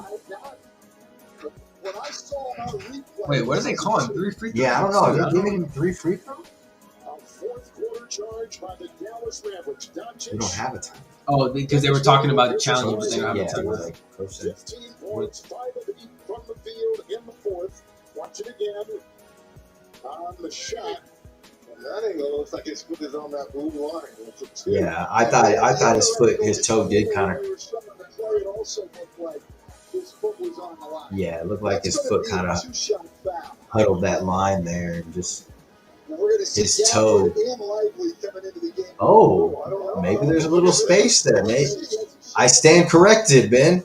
Yeah, no, it was close. The shadow, you could see a little bit of wood. I think it's a 3-point attempt. So if he makes the first two and they're down 2, you make the second, you can get a tip or something. So, I mean, we're not talking Dumb and Dumber, but there's a chance. So you're saying there's a chance. Not like last game, please. I don't want to know. This game the night before, Boston coming back, beating the Pacers like that. I don't want to see that. I don't want to see nothing like that. 1.8 left in the clock. Come on. But Conley here, I think he's going to have 3 free throws. Let's see if we got a miracle here in Minnesota. Minnesota. Here come the first. We've seen miracles in Minnesota before. We saw it with the Vikings. I'll tell you that. So something about the city. We've seen it with the Twins too. Yeah. So I'll tell you right now, there's been miracles, but I mean, let's not get ahead of ourselves. He's got to make the first 2 first. So we actually worked on offensive rebounding on the free throw line. We had different plays. Oh, barely makes the first, front rims in, and goes in though.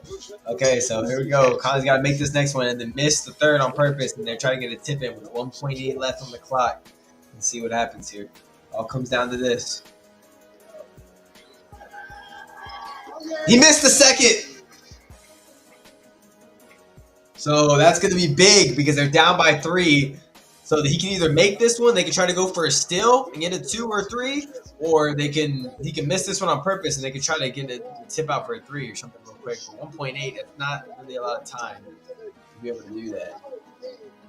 You know, it's not like Conley or any. The poll's pretty close. We're going to have to go back to the box score and look and see what that is. I'm pretty sure Luka and Kyrie have that. Yeah. I don't know. Cat was seeing some shots today. Oh, yeah. Well, there it is. Another miss right there. Luka so the Dallas Mavericks still game 1 in the come West. into Minnesota and still game 1 like Indiana probably should have done last night too. So road teams could have been 2-0, but Indiana kind of choked it away last night. Dallas did not do that tonight. They came in and they stole this game. I mean, they won this game. I don't think you like to say a team lost or a team won. Minnesota didn't lose this game. Dallas came in and stole this game, folks. Yep. Took a 1-game lead.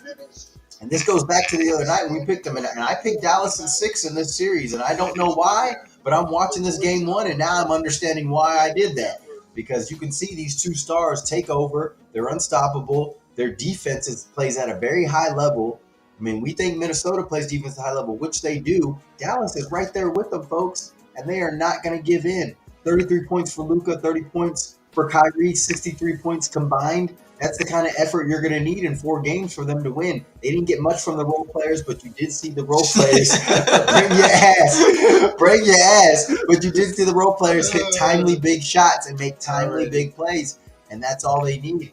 I mean, this Dallas team might be riding Luka and Kyrie to the finals. I don't know, man. It might be their time. It might be. You know Luka's what's time. crazy is before the playoffs even started, I was talking to Josh about making a bet to put Dallas and Boston in the finals. I was going to do like a little parlay bet or whatever. I was going to do it, and I feel bad not doing it now because. And if I would have done it when I would have done it, I had the best odds. And then I think after game 1, or I think it was after game 2 of the series with the Clippers when they won that game, then their odds went up because people saw started seeing it.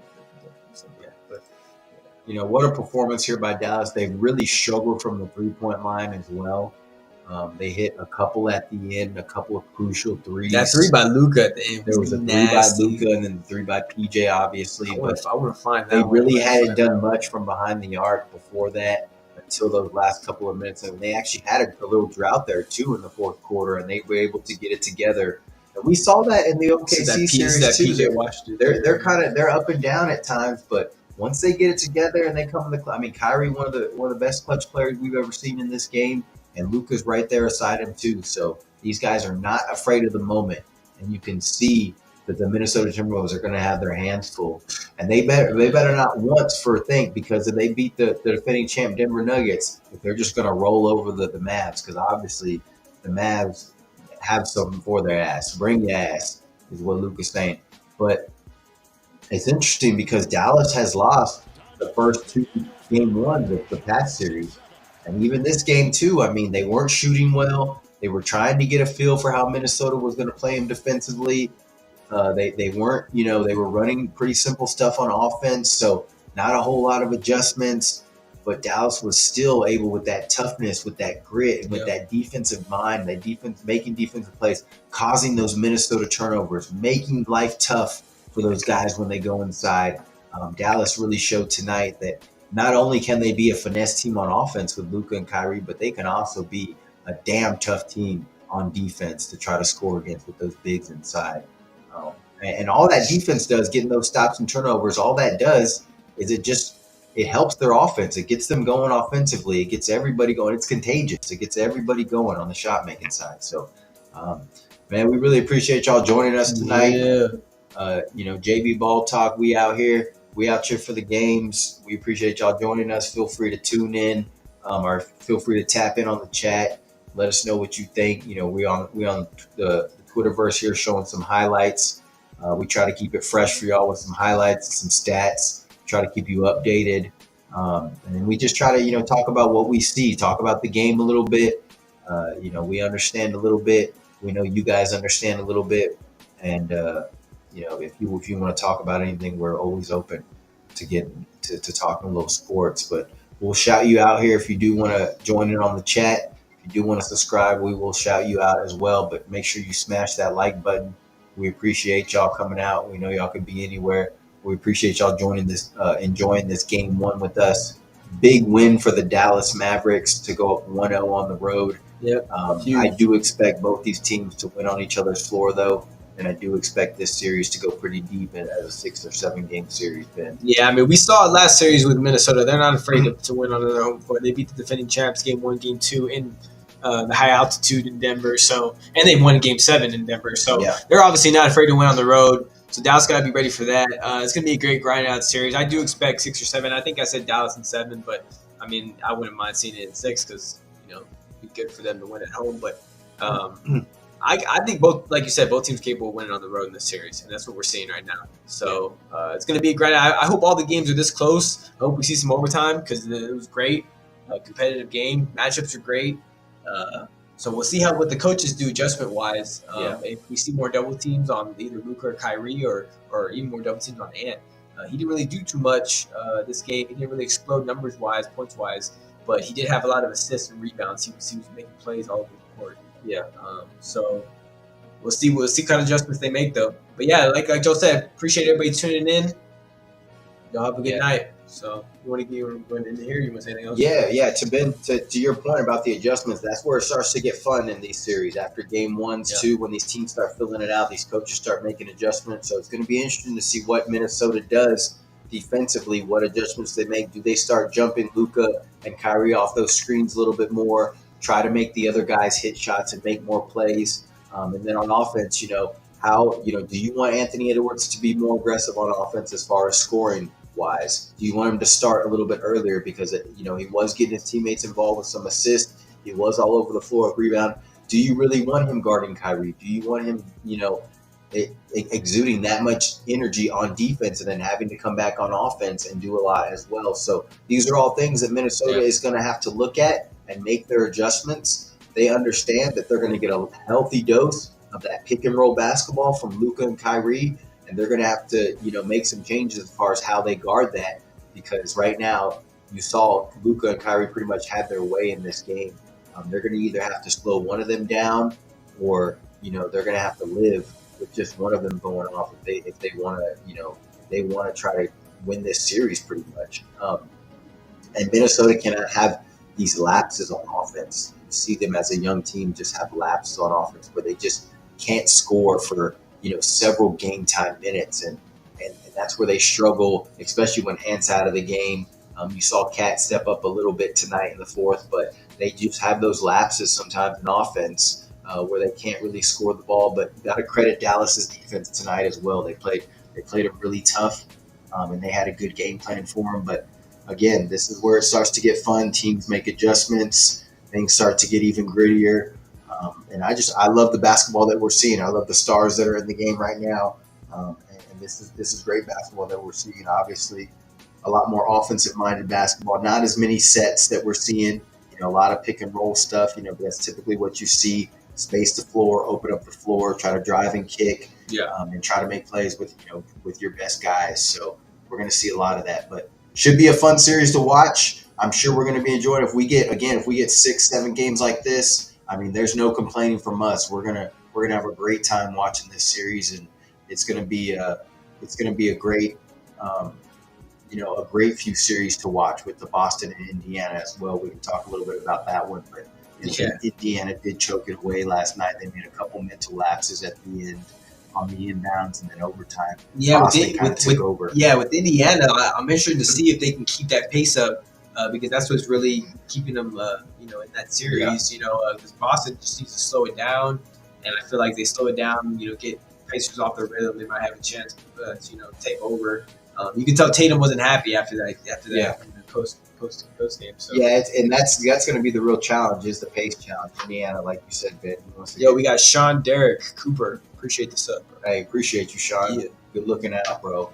And that's the thing, like Ben said.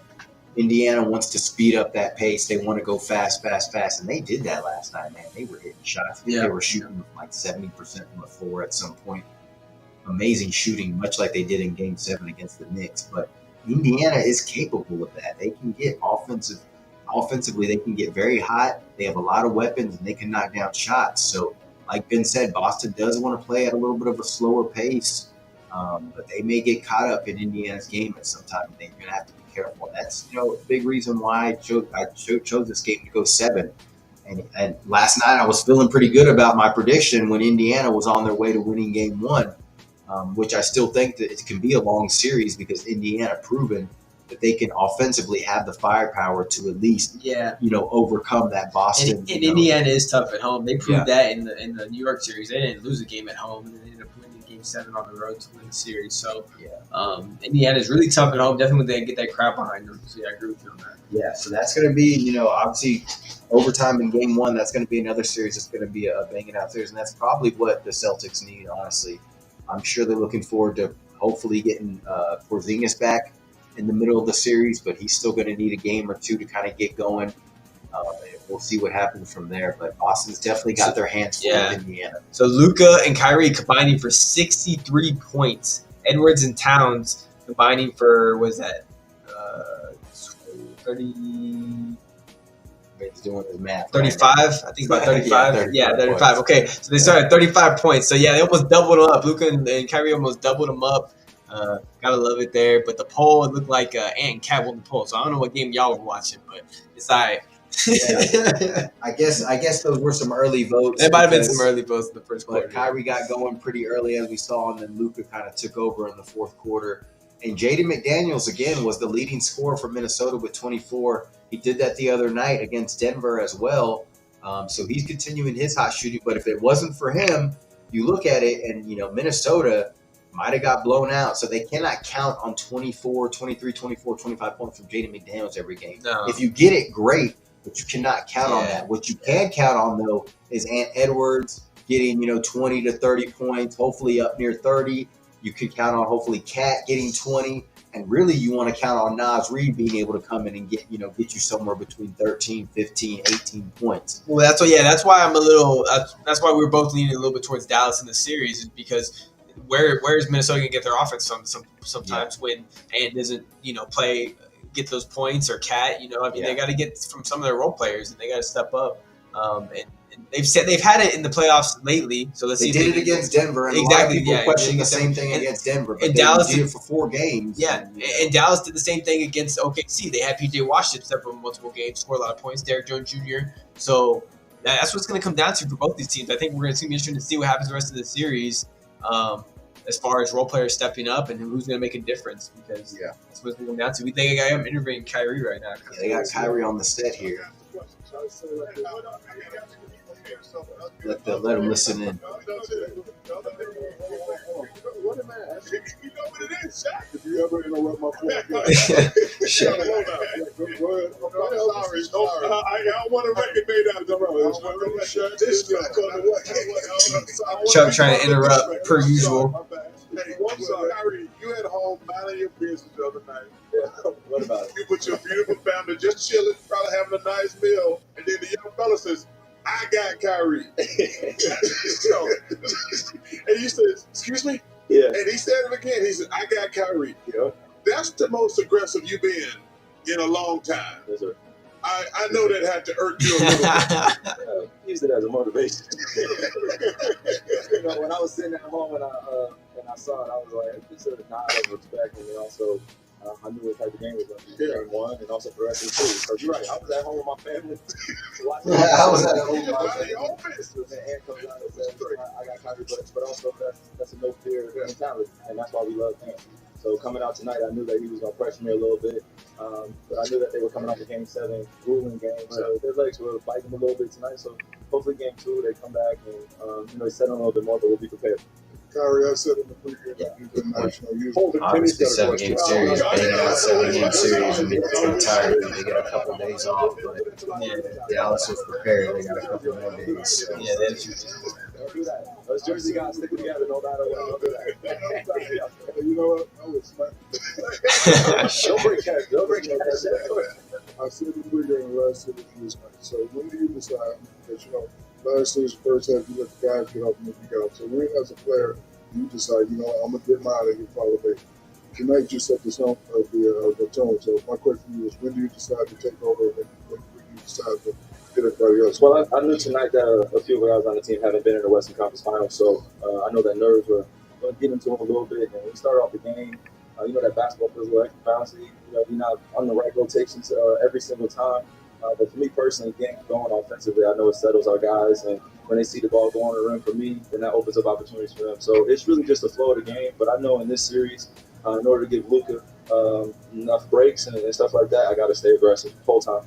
Kyle, I have a two-part question. Number one, you and Luka seem to love Rudy Gobert in that drop coverage. What did y'all see in the drop that y'all were able to take advantage of? And then secondly, are y'all expecting more blitzes? Because they seem to start blitzing y'all towards the end of the game. Are y'all expecting more blitzes going into game 2? The drop is, that's their defense. So we just adjust. And, Rudy has defensive capabilities of protecting the rim, but when we bring him further away from the basket, that's really our MO right there. That's my comfort zone. That's Luka's comfort zone. And who knows, maybe game 2 they start blitzing, but if they start blitzing, I feel like those adjustments will work in our favor.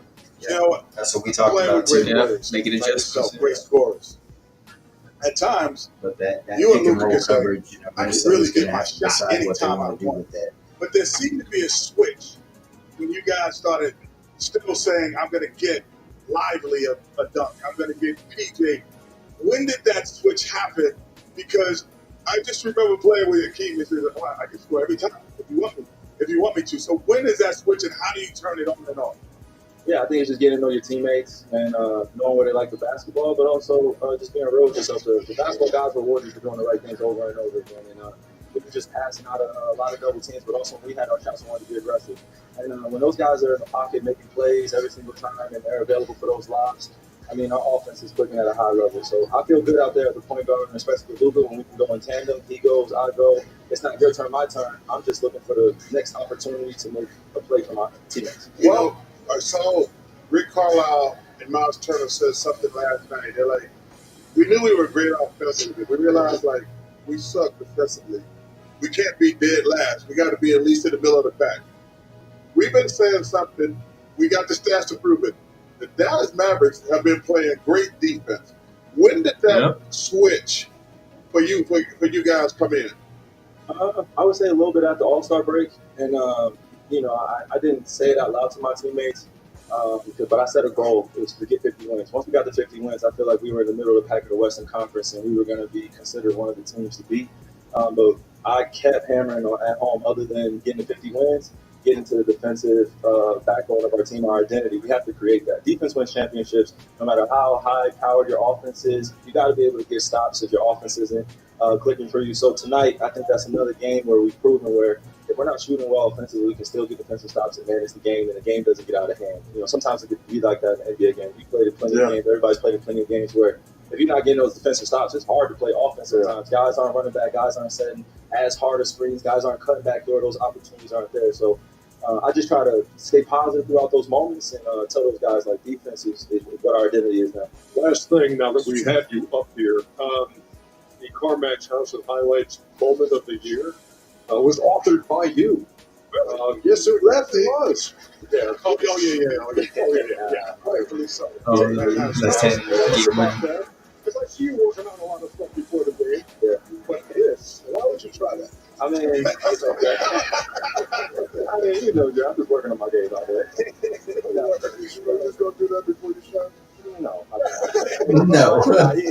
Junkies took my left hand away, and he got a great contest. But when I went to the lefty floater, that's something I've been working on since I was about 12, 13 years old. And to be able to do it at the biggest stage against the greatest athletes, greatest players, feels even better. Hey, I got one more question for you. Jeez, Chuck. This is my time of the year when I like in that serious basketball question. That could be respect. I understand, but this is a basketball question.